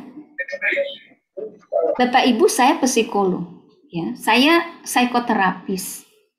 Memang saya tidak perlu bantuan orang lain, perlu bantuan orang lain. Saya perlu support tidak di keluarga, perlu, saya sangat perlu support suami saya, support anak-anak saya. Ya, perlu tidak? Perlu. Ya, perlu. Apakah kalau kita minta bantuan berarti kita jadi tidak berdaya? Tidak juga. Karena kita itu bukan orang yang sangat semua kemampuan itu kita punya. Tidak. Ya, saya meyakini bahwa setiap orang punya strength-nya. Tapi bahwa ada limitasi, manusia itu punya limitasi, iya. Ya, karena itu buat saya misalnya, Bu, anak saya sudah tidak ada harapan. Betul nggak sih? Tidak ada harapan. Ya, karena saya yakin setiap anak, setiap orang itu punya strength-nya, punya kekuatan positifnya. Ya. Nah, ini yang pengaturan. Nah, kemudian adalah komunikasi. Kejelasan dari komunikasi harus clear dan directly, ya. Kita perlu dominan menggunakan kata-kata dalam berkomunikasi itu clear, jelas, dan langsung. Ya, jangan pakai yang nyindir-nyindir gitu ya di keluarga itu ya. Jadi jelas aja, kalau enggak tuh bingung gitu ya. Jangan juga kalau berkomunikasi itu membingungkan. Ya, misalnya anak mengatakan gini, boleh enggak Mi, Pi, saya pergi gitu ya. Terus orang tuanya mengatakannya begini, boleh, sok aja. Nah, kan bingung ya. Kata-katanya mah boleh, sok aja gitu ya. Tapi intonasinya kan tinggi tuh ya. Ya, ditambah lagi terus begini lagi ya. Nah, kan jadi bingung sebenarnya ini boleh atau enggak sih gitu ya. Nah, itu boleh atau enggak itu membingungkan, membuat anak-anak juga menjadi stres, ini boleh atau enggak. Ya, jadi komunikasi dalam keluarga kita itu saling mensupport itu perlu dengan kejelasan dari komunikasi ya. Bagaimana mendapatkan informasi yang jelas dan terpercaya ya. Kalau Bapak Ibu mendapatkan laporan dari sekolah tentang anak-anak Bapak Ibu, kita perlu mendapatkan informasi yang jelas dan percaya dalam batas tertentu. Ada yang tidak mau percaya dengan kondisi itu ya. Itu akan menyulitkan. Kita perlu enggak cari informasi, perlu, supaya jelas permasalahannya itu apa. Ya, membangun interaksi yang positif dengan kasih sayang, saling menghargai, humor, dan bersyukur antar anggota keluarga ya, Bapak Ibu ya, saudara-saudara ya. Kasih sayang perlu Bapak Ibu ya. Seorang tokoh mengatakan ada unconditional love, itu sangat perlu. Ya, pengalaman saya itu banyak orang-orang dewasa yang kemudian mengalami gangguan psikologi yang cukup kuat ya. Kalau ditelusuri ternyata orang tuanya itu sangat kering ya. Saya tidak mengatakan dia tidak mengasih, sangat kering dalam memberikan kasih sayang, dan kadang-kadang kasih sayangnya itu condition dengan ini. Kadang kita juga nggak sadar ya. Mungkin saya juga suka begitu ya. Nah, ini nih baru anak mami, ulangannya 90 ya. Anak mami nih, kalau ulangannya nggak 90 bukan anak mami. Ada syarat jadi anak mami, ulangannya harus bagus gitu ya. Nah, itu kan dengan syarat ya, dengan condition ya. Jadi bagaimana kita bisa berinteraksi dengan kasih sayang, saling menghargai ya, humor ya. Salah satu orang yang sehat mental itu humornya yang positifnya tinggi, bisa mentertawakan diri sendiri katanya ya, kebodohan diri sendiri is okay, yaitu lebih sehat mental katanya. Kemudian bersyukur, gratitude ya. Kemudian anggota keluarga dapat saling berbagi kesedihan, ketakutan, kemarahan, kekecewaan. Ini di keluarga ya, Bapak Ibu. Ya, buat saya lebih suka anak-anak saya sedih, takut, marah itu terjadi di keluarga, bicara dengan saya sebagai ibunya atau dengan suami saya sebagai ayahnya, daripada di rumah dia fine-fine saja, kemudian di luar dia mengekspresikannya. Ya. Berdiskusi, mengatasi permasalahan secara bersama-sama, mencari solusi menjadi penting, tidak saling menyalahkan. Ya, walaupun dalam kenyataannya tidak semua masalah dapat dicegah betul, ya minimal dapat mengurangi tekanan-tekanan. Pandemi COVID membuat kita tidak bisa mencegah ya stres-stres yang kita alami. Iya betul itu ada. Tapi dengan sikap yang positif, dukungan keluarga yang banyak ya, yang saling mendukung, itu bisa mengurangi tekanan-tekanan. Ya, nah kemudian emosi positif. Emosi positif itu happy ya, bukan berarti orang yang happy itu tidak pernah mengalami kesedihan ya Bapak Ibu ya. Ya, damai, ini ya, bahagia, bersyukur, damai, sukacita ya, emosi positif ini tuh powerful. Ya, saya mengatakan ini berdasarkan fakta Bapak Ibu. Ya, penelitian yang saya lakukan pada individu-individu dalam variabel yang berbeda, ternyata emosi positif itu memberikan ya dampak yang sangat kuat dan positif pada kesejahteraan diri, pada ketahanan keluarga, dan pada kemampuan seseorang untuk mengembangkan diri. Ya, memberikan peran positif pada berbagai ini. Ya, jadi bahagia, bersyukur, damai, sukacita itu betul-betul ya powerful ya, Bapak Ibu ya. Ini saya tidak mengatakan Ibu mah jangan-jangan ini dari Alkitab ya Bu, iya sih ininya ya dari Alkitab. Tapi saya melakukan penelitian Bapak Ibu, 3 tahun berturut-turut saya melakukan penelitian tentang emosi positif. Hasilnya seperti itu, luar biasa. Ya, luar biasa ya. Ternyata pikiran yang positif juga kalah ternyata ya. Penelitian saya terakhir mengatakan pikiran yang positif juga kalah daripada emosi yang positif. Ya, jadi tadi ya ada bagaimana nih kita menghadapinya ya, ada 4 ini ya Bapak Ibu. Ya, itu sistem keyakinan kita, pengaturan keluarga, bagaimana kita berkomunikasi, dan emosi yang positif ya. Terakhir ini bagian terakhir ya. Kita hidup ya, kita diberikan kehidupan ini karena sebenarnya Tuhan tahu bahwa kita cukup kuat untuk bisa hidup ya. Kita diberikan kemampuan, kita diberikan daya, kita diberikan ability, kita diberikan kehidupan spiritual yang memungkinkan kita untuk kuat menghadapi itu. Ya, nah itu materi yang ingin saya sampaikan ya. Mungkin nanti ada tanya jawab, silakan ya Ibu Rike. Saya kembalikan pada Ibu Rike sebagai moderator. Terima kasih Bu kesempatannya. Ya, terima kasih Ibu Iren buat pemaparan materinya. Ya, bahwa betul di tengah-tengah perubahan ini banyak hal yang terjadi ya Bu ya, sehingga kita sebagai orang tua pun perlu melakukan suatu penyesuaian terhadap perubahan ini. Jadi tadi perubahannya ada yang natural, ada yang situasional gitu ya.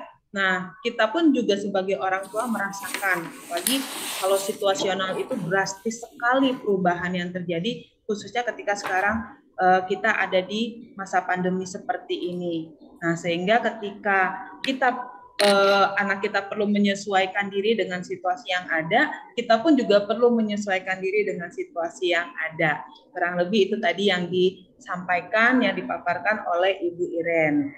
Ya, terima kasih Bu Iren. Baiklah Bapak Ibu, di kolom chat belum ada yang menuliskan pertanyaannya. Oke, Bapak Ibu guru juga boleh ya, kalau misalnya kan pasti Bapak Ibu guru di sini juga berhadapan dengan anak-anak muridnya nih ya, Bu Irennya di kelas masing-masing, dan pasti dalam pengajaran pun ada perubahan, perlu penyesuaian juga. Begitu juga dengan anak-anak. Nah, kalau begitu ada pertanyaan ya Ibu Irennya? Pertanyaannya berkaitan dengan situasi sekolah, gitu ya. Jadi pertanyaannya seperti ini. Seperti sekarang ini ya Bu Iren, anak-anak kan tadinya belajar di sekolah tatap muka, ya. Lalu berikutnya dengan masa pandemi ini mereka belajar dengan sistem PJJ, ya, berhadapan dengan layar.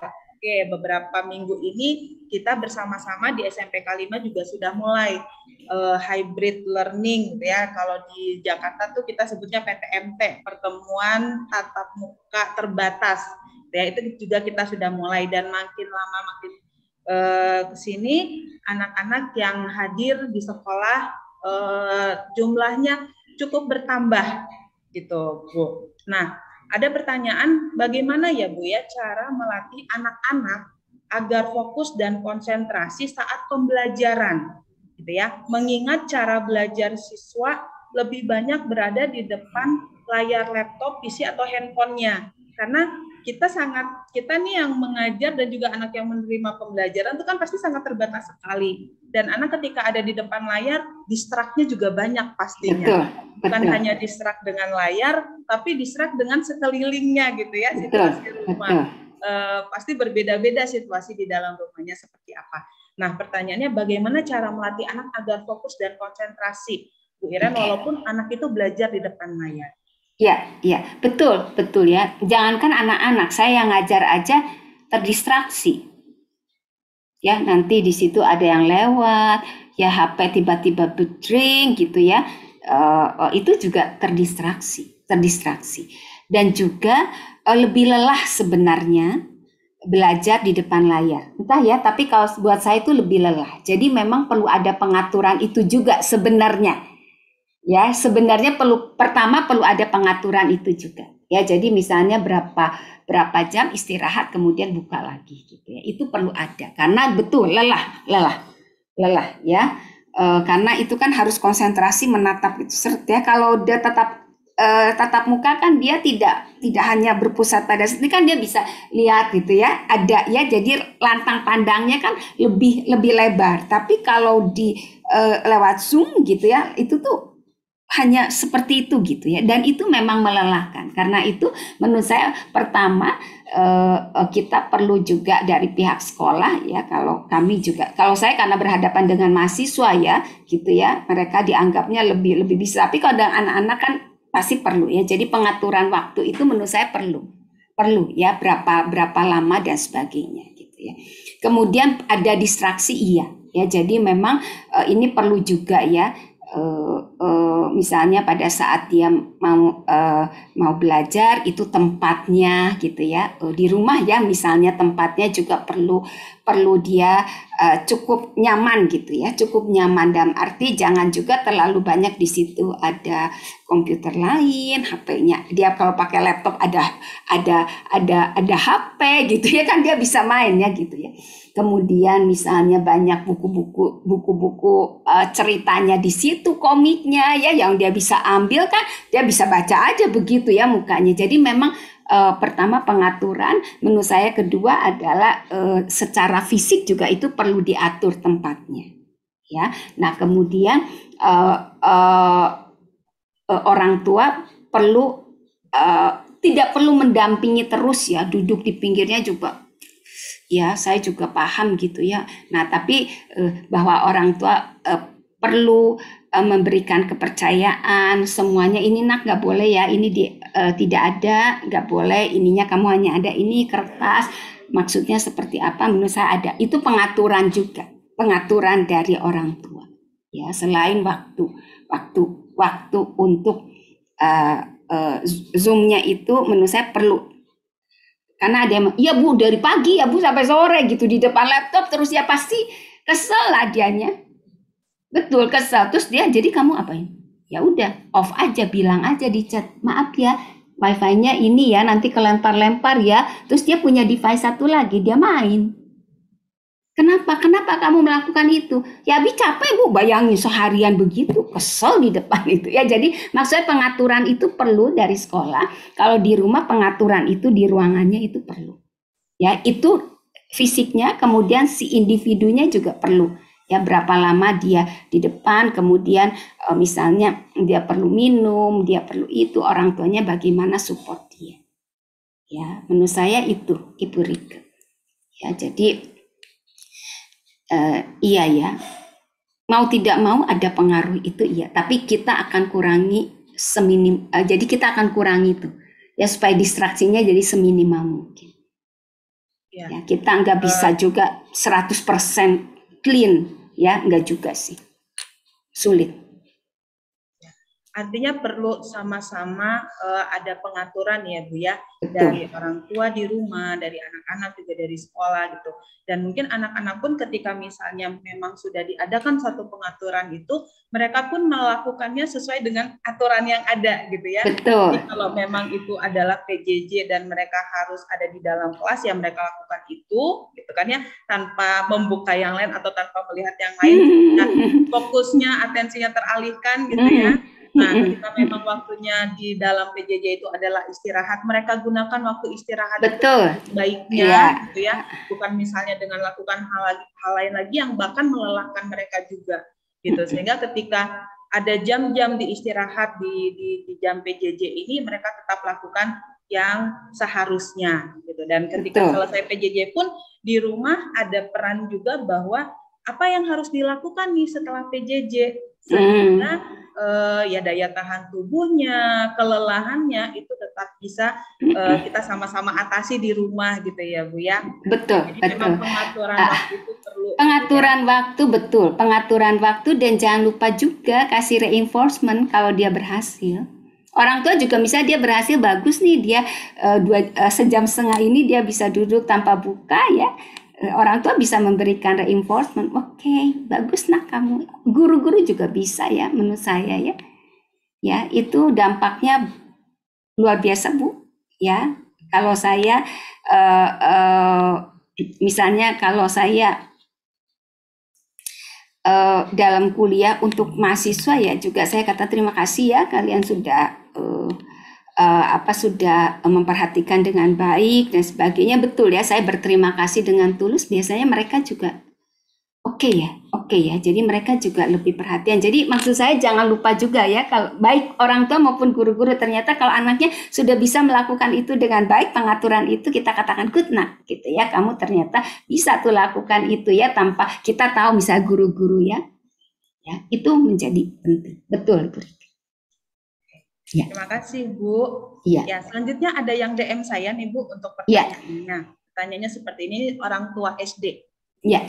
Selamat pagi Bu, kalau remaja kita yang masih labil dan pola hidup yang perlihatkan penampilan yang tidak sesuai dengan keadaan yang sebenarnya demi gengsi. Bagaimana cara kalau anak saya juga menginginkan seperti temannya yang memiliki kesempatan ke tempat yang mereka inginkan, sedangkan kita tidak bisa memberikan. Gitu. Oke, ya. Boleh langsung ya Bu ya? Ya, langsung ya. Oke. Jadi anak-anak tadi ya ada konformitas iya. Ya, jadi kalau misalnya temannya melakukan ini, dia juga ingin. Keinginan itu ada, wajar untuk anak remaja. Ya. Tapi pada saat kita tidak bisa, ya, boleh nggak Bu, misalnya mengatakan bahwa, nah, belum bisa saat ini, ya, karena kondisinya tidak memungkinkan, ya, seperti ini. Kamu mau inginnya tuh apa, ya, bisa nggak diubah gitu ya, pada kegiatan lain yang mungkin tidak perlu biaya yang sangat besar, misalnya seperti itu. Ya, jadi komunikasi itu perlu. Ya, apakah anak-anak tidak mau mendengar? Kalau relasinya baik dengan orang tua, biasanya anak-anak walaupun ada kesoim, tapi dia biasanya paham. Ya, jadi boleh nggak dijelaskan? Jelaskan aja dengan baik. Ya, nah, ya dengan ini. Kamu paham seperti ini karena pola berpikir dia juga kan sebenarnya sudah cukup berkembang ya. Ya, jadi kalau saya sih menyarankannya diungkapkan aja, tidak apa-apa kok. Ya, diungkapkannya. Kamu pengennya apa gitu? Ya, sekarang ini nggak bisa karena kondisinya tidak perlu disebutkan. Wah, kekurangannya tidak perlu. Tapi memang tidak memungkinkan gitu ya. Itu bisa diungkapkan. Kemudian kalau kamu misalnya ya soalnya jenuh nih, stres nih gitu ya, pengen juga nih jalan-jalan, oke, gimana kalau yang lain bentuknya diubah gitu ya, bisa nggak gitu ya. Jadi kita memberikan alternatif itu ya, menurut saya itu perlu. Bahwa labil iya ya, tapi ini adalah kesempatan untuk orang tua membantu anak-anak untuk kontrol diri. Ya, bahwa anak-anak pengen sama dengan orang lain, ya biasanya karena ada keinginan, peer-nya kan menjadi kuat ya buat anak remaja ya. Dan konformitasnya itu iya, karena konformitas itu sering dianggap sebagai salah satu bentuk penerimaan. Ya, kalau saya sama dengan orang lain berarti saya itu sama, berarti bisa diterima dalam satu kelompok gitu. Itu biasanya. Tapi ya, yang menarik adalah anak-anak yang dia menghayati, dia cukup diterima di keluarganya, ya dia cukup merasakan kehangatan itu, biasanya akan lebih mudah diberitahunya. Ya karena kan dia sebenarnya sudah punya itu gitu. Ya penerimaan itu dia sudah punya. Kadang dia merasa dia menghayati, saya tidak katakan orang tuanya, dia menghayati bahwa anak dia tidak diterima di keluarga sehingga dia sangat membutuhkan penerimaan dari dari teman-teman. Ya, itu yang sering terjadi sebenarnya. Gitu ya, Bu Rike ya. Jadi boleh nggak ditolak? Boleh. Kalau tidak bisa, kita nggak perlu paksakan. Supaya anak-anak juga belajar dengan realita. Tapi kita berikan, kamu inginnya apa? Yang kamu harapkan dari itu tuh apa gitu ya. Oke, ada nggak alternatif lain gitu yang mungkin dilakukan? Seperti itu ya, Bu Rike ya. Moga-moga menjawab. Kalau masih kurang, itu silahkan bertanya lagi. Ya, baik Bu. Jadi artinya memang anak itu perlu merasakan up and down-nya gitu ya Bu ya. Karena ini adalah Belajar, salah satu cara mereka belajar untuk mengontrol dirinya gitu ya. Karena tahap ini mereka ada di tahap untuk pengontrolan belajar, belajar untuk mengontrol diri. Oke, baik ya Bu. Semoga sih menjawab ya Bu ya. Iya. Kalau tidak silakan aja ini lagi ya, bisa di chat. Oke. Baiklah. Nah, untuk pertanyaan selanjutnya ada di everyone nih Bu. Jadi mungkin Ibu bisa lihat ya dari Selovita. Saya kurang tahu ini nama anak atau nama mamahnya. Maaf ya Bu kalau misalnya ini bukan maksudnya kalau ini nama Ibu saya nggak sebut Ibu jadinya ya. Ya, dari Selovita mau bertanya, bagaimana mempersiapkan anak, penjelasan ke anak maksudnya dalam tahap penyesuaian masuk PTM di sekolah. Yang seperti sekarang ini ya Bu, karena selama ini anak-anak sudah ketergantungan dengan HP, laptop selama PJJ di rumah. Anak-anak juga suka kesel ketika diminta istirahat pemakaian HP di rumah. Mohon penjelasannya bagaimana cara terbaik dari orang tua. Terima kasih. Oke. Bapak Ibu, dalam kita berperan sebagai orang tua, tanggung jawab kita sebagai orang tua, itu kita perlu tegas sebenarnya pada anak-anak. Apa yang harus anak-anak lakukan, apa yang anak-anak boleh kita bisa toleransi, apa yang sebenarnya anak-anak boleh memilih sendiri. Ya, menurut saya itunya perlu. Kalau memang itu kewajiban, anak-anak itu perlu lakukan itu. Ya, karena itu kita tahu betul itu untuk masa depannya, kita perlu cukup tegas dengan seperti itu. Tapi kadang ada hal yang kita perlu bisa untuk toleransi. Dia boleh cari alternatif lain, boleh. Ya, atau yang lain lagi, dia boleh mengajukan usulan perilaku. Boleh nggak? Boleh. Jadi anak-anak itu perlu tahu ininya. Anak-anak perlu tahu ini. Ya, dalam kehidupan anak-anak, orang tua itu perlu jelas tegas apa yang harus kamu lakukan. Nah, mau nggak mau ini mah sekolah mah kamu harus ikuti sekolah gitu ya. Tapi ada nih bagian lain di mana ini tuh boleh kita nego nih. Nego itu boleh. Ya, tapi di bagian lain kamu boleh pilih. Ya, dan papa mama akan menghargai pilihan. Nah, orang tua perlu jelas untuk hal-hal yang seperti ini. Ya, jadi kalau sekolah tegas, misalnya ya itu harus kita perlu tegas ya. Kalau sekolah itu memang ya untuk kepentingan. Ya, tapi bukan berarti dengan tangan besi. Nah, sekarang anak-anak itu memang begitu ya. Dulu waktu harus online tidak PTM kan mereka ngeluh juga ya, nggak enak, nggak bisa ketemu teman-teman gitu. Terus mereka bisa menyesuaikan diri nih dengan PTM ini, dengan online ya, karena memang mereka punya kesenangan baru lagi ya. Kalau berarti ketergantungan HP laptop berarti dia tidak hanya menggunakannya pada saat belajar, dia juga karena kan kadang-kadang tadi ya yang Ibu Rike ungkapkan juga, sekarang orang tua serba sulit juga karena sekolah kan harus pakai HP, pakai laptop gitu ya. Kalau online gitu ya, jadi diberikan bebas begitu ya. Nah, tapi ini juga berarti sebenarnya anak-anak itu bisa juga dia berubah untuk jadi PTM. Ya, kalau kita lihat sejarahnya ya. Jadi dari PTM terus dia online ya, walaupun memerlukan waktu dia bisa menyesuaikan diri. Ya, sekarang pada saat dia berubah lagi, harusnya nanti dia pelan-pelan bisa menyesuaikan diri lagi. Ya, nah jadi kalau misalnya dia harus PTM, ya memang ya karena ini kan juga menurut saya sekolah juga hybrid ya, jadi setengah-setengah. Perlu nggak orang tua tegas, nak kamu sekarang PTM? Ya, kalau buat saya iya. Nah kadang dalam hidup sebagai orang tua kita perlu tegas, ya nak kamu sekarang PTM, karena ketentuannya begitu, kamu harus mengikuti peraturan, ada peraturan yang harus ada peraturan yang harus diikuti, sok kamu seperti itu. Kan setengah-setengah nih, nanti ada juga tetap pakai laptop. Ya, itu bisa dijelaskan. Ya, kalau misalnya suka kesel mah biasa, Bu. Ini siapa, ibu atau bapak ibu ya? Kalau anak-anak suka kesel mah biasa. Cemberut enggak apa-apa. Ya, kita bisa katakan begini. Kenapa nak? Kamu kesel, cemberut gitu ya? Karena nggak boleh pakai HP-nya banyak. Iyalah, gitu ya.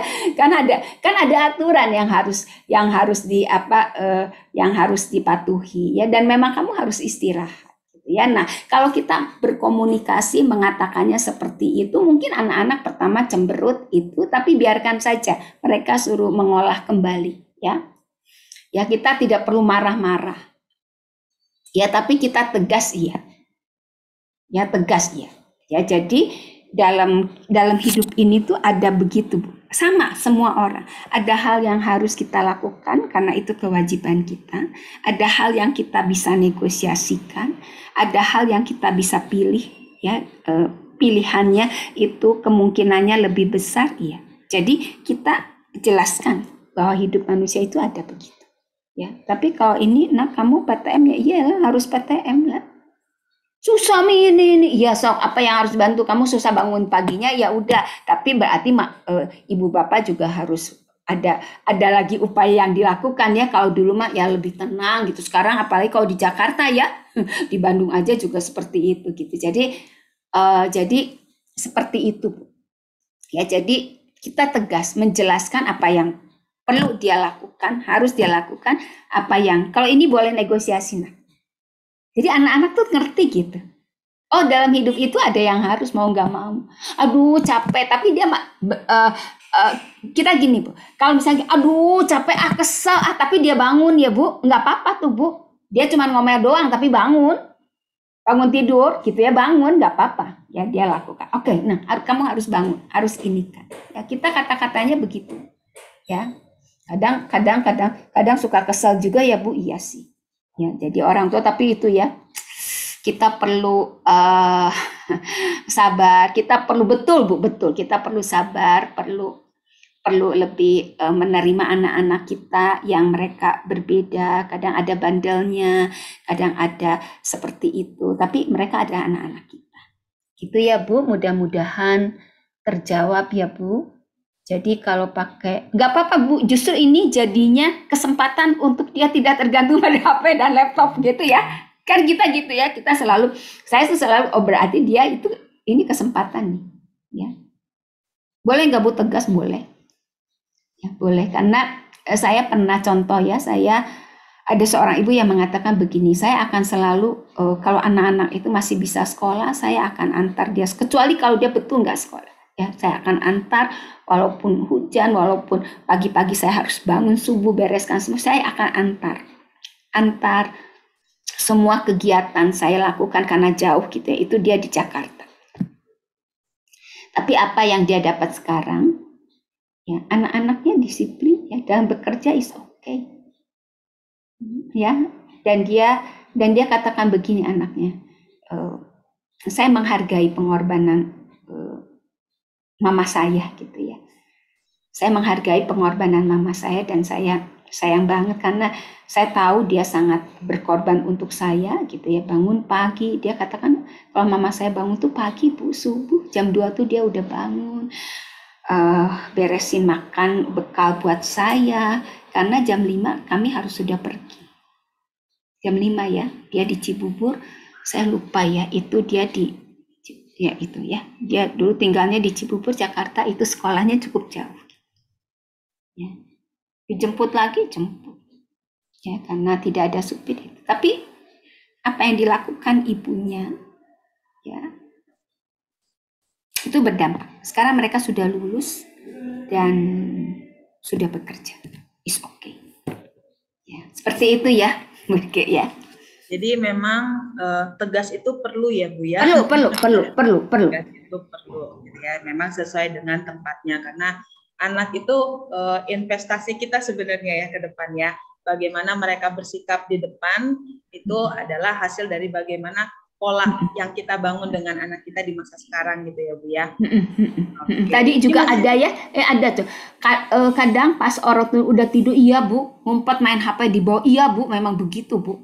Ya kadang HP-nya harus kita angkat. Oh kalau kamu begitu HP-nya mama bawa nih ya gitu ya, taruh di lemari mama nih atau taruh di bawah selimut mama misalnya ya, supaya kamu tidak begitu gitu ya. Iya, iya. Kadang kita perlu, kalau memang itu perlu kita tegas gitu ya, dan kita tahu itu untuk kebaikan kita yakin ya, bukan untuk, saya selalu katakan begini, kalau sebagai orang tua kita yakin betul itu untuk kebaikan anak kita, bukan untuk kemudahan kita. Kan ada ya, itu untuk mudah supaya saya nggak capek gitu. Pokoknya gitu kan, jadi artinya kan, tapi kalau kita tahu bahwa itu adalah untuk kebaikan anak kita, nggak apa-apa Bu, diambil aja Bu HP-nya. Diambil aja Bu HP-nya, apalagi tadi anak SD ya Bu, atau SMP ya Bu, ambil aja Bu. Ambil aja Bu. Jadi sekarang taruhnya di bawah selimut Ibu. Enggak, ini bercanda ya. Maksudnya kadang kita perlu itu, perlu juga untuk tegas dalam arti, oke, kalau kamu begini mami ambil nih, mama ambil nih. Ya, kalau kamu bisa tertib itu, kamu boleh, HP-nya kamu boleh pegang.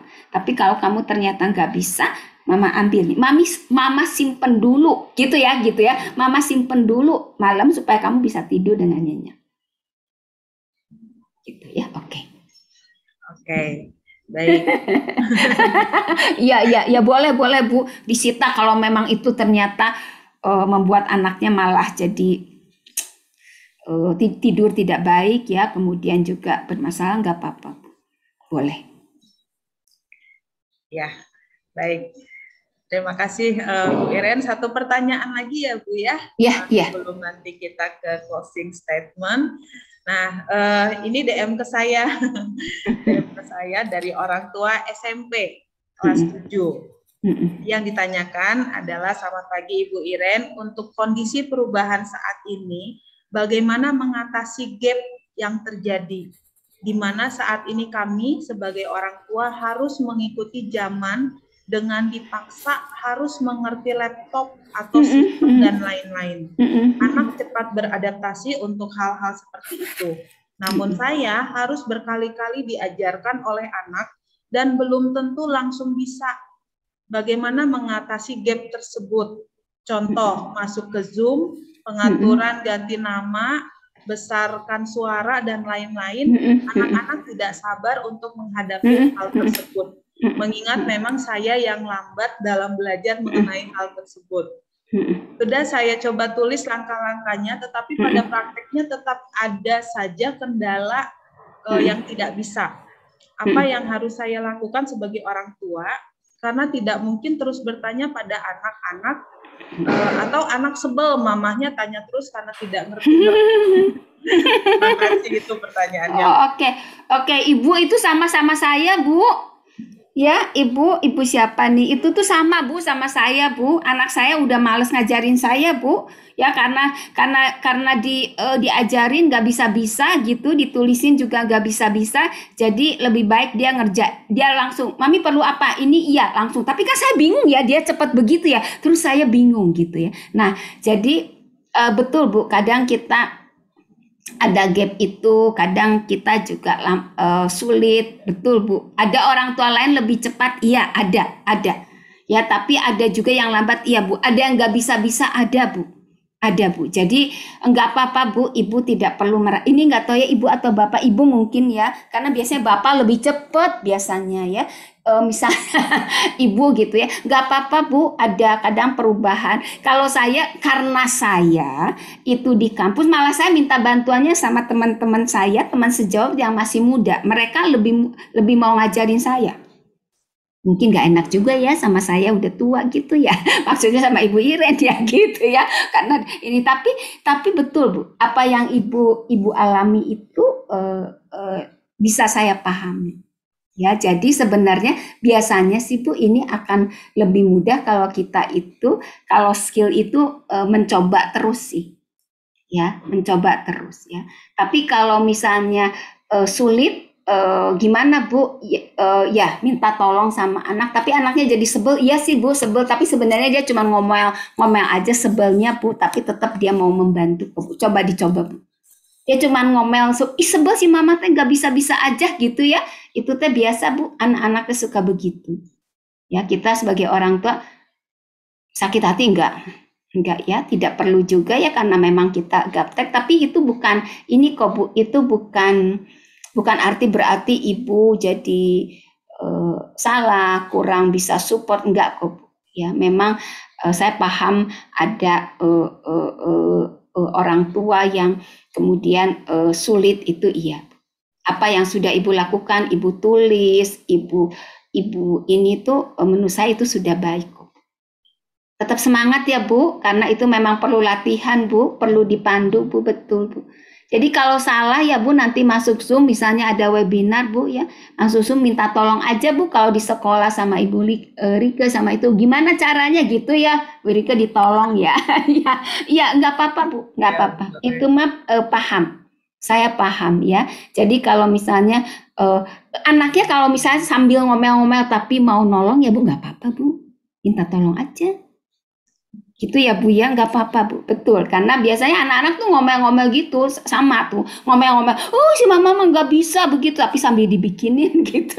Ya is okay, nggak apa-apa. Ibu perhatikan aja Bu, oke gitu. Ya, tapi apa yang sudah Ibu lakukan saya appreciate. Ibu sampai mencatat, Ibu sampai melakukan itu ya Bu ya. Ibu berupaya untuk bagaimana nih supaya Ibu bisa juga masuk dalam apa tadi ya, anak-anak. Menurut saya itu saya appreciate apa yang sudah dilakukan Ibu, is okay Bu, sudah bagus Bu. Ibu sudah berupaya.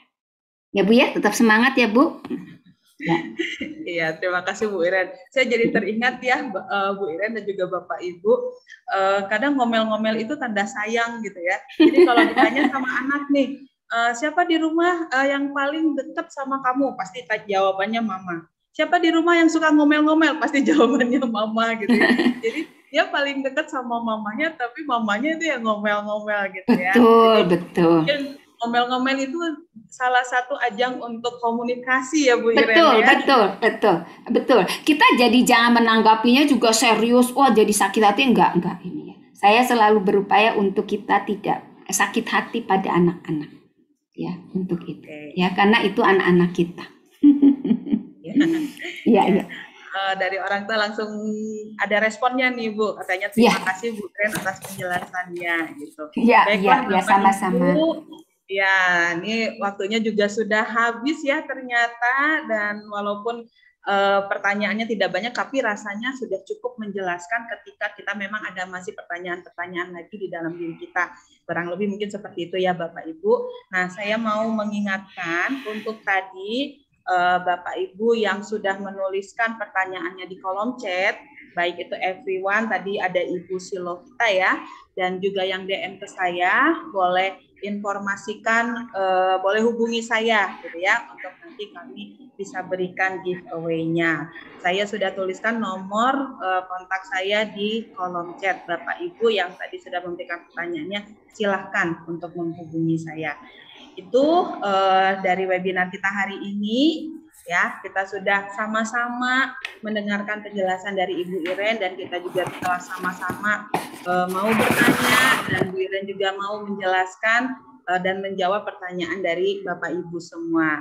Kita akan akhiri kegiatan webinar kita ya Bapak Ibu. Kita akan akhiri dengan pernyataan terakhir dari Ibu Iren. Silakan Ibu Iren. Iya, Bapak Ibu jangan takut untuk berubah.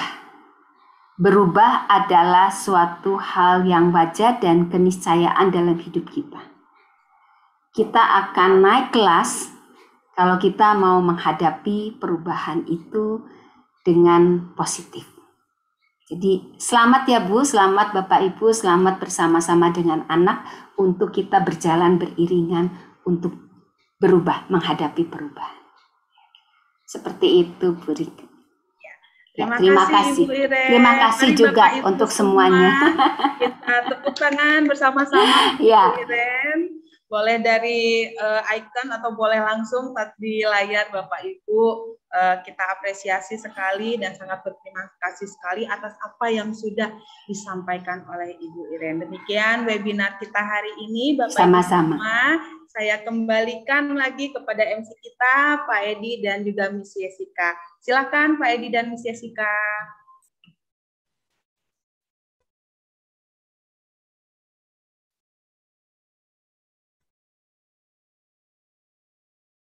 Acara webinar kita sebagai penutup,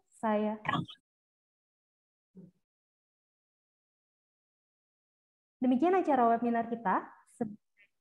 Saya minta kesediaan Ibu Noviani untuk menutup webinar kita hari ini dalam doa.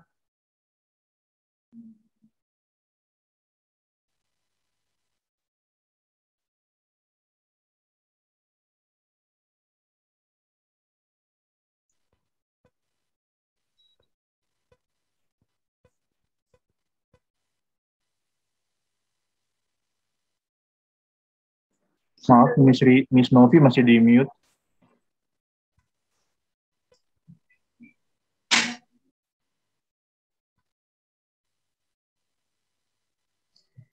Baik, Bapak Ibu, mari kita bersatu dalam doa.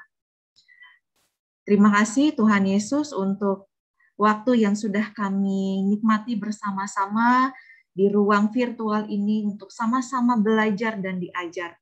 Terima kasih untuk Ibu Iren yang sudah membagikan materinya ya Tuhan kepada kami, dan biarlah kami baik sebagai guru, karyawan, orang tua, kami boleh menghadapi setiap perubahan demi perubahan dengan pikiran yang positif, perkataan positif, dan juga setiap perbuatan positif untuk masa depan kami, masa depan anak-anak kami, dan masa depan siswa-siswa kami ya Tuhan. Terima kasih Bapak untuk semua yang sudah Tuhan berkati, dan biarlah setelah ini kami juga tetap akan bisa melaksanakan kegiatan closing ceremony Be Great With Us juga dengan lancar, tidak kurang satu apapun juga. Kepadamu Tuhan kami mau serahkan, dalam nama Tuhan Yesus kami berdoa. Amin. Saya kembalikan ke Miss Jessica. Ya, Bapak Ibu, orang tua diingatkan kembali untuk mengisi presensi yang ada di chat Zoom ya. Setelah ini akan ada closing ceremony, kegiatan Be Great With Us, baik peserta maupun pendamping dapat mengikuti kegiatan closing pukul 10:10. Jadi Bapak Ibu boleh di-off-kan dulu kameranya, silakan. Kalau melakukan kegiatan lain silakan. Demikian untuk kegiatannya.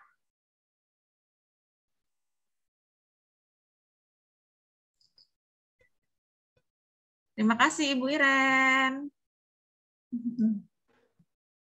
Terima kasih Bu Iren. Terima kasih Bu Iren. Terima kasih untuk semuanya ya. Oke, saya lift Bu Rika, nanti saya akan kirimkan surat tugas. Nanti ada surat yang perlu ditandatangani dari fakultas ya. Nanti saya inikan secara ini aja ya, melalui WA saja ya Ibu Rika ya. Oke. Oke, iya. Yo, terima kasih ya untuk kesempatannya. Iya, saya live ya. Yo. Terima kasih Bu Iren. Sama-sama Bu Rita, nanti ketemu lagi ya. Ternyata Ibu Rita dari Bandung juga. Iya, makasih Bu. Yo. Saya live ya Bu. Ya, silakan Bu. Nggak bisa ya. Oke, saya tutup saja. Tahapan penerimaan siswa baru online BPK Penabur untuk siswa luar BPK Penabur Jakarta. Buka web BPK Penabur Jakarta, kemudian klik Enroll Now. Pilih Tidak untuk siswa luar BPK Penabur Jakarta. Lakukan registrasi alamat email dan password yang akan digunakan untuk melakukan pendaftaran. Verifikasi alamat email melalui link yang dikirim ke email yang sudah diregistrasikan. Login dengan username dan password yang sudah diverifikasi. Pilih registrasi calon siswa. Pilih tahun ajaran yang sesuai.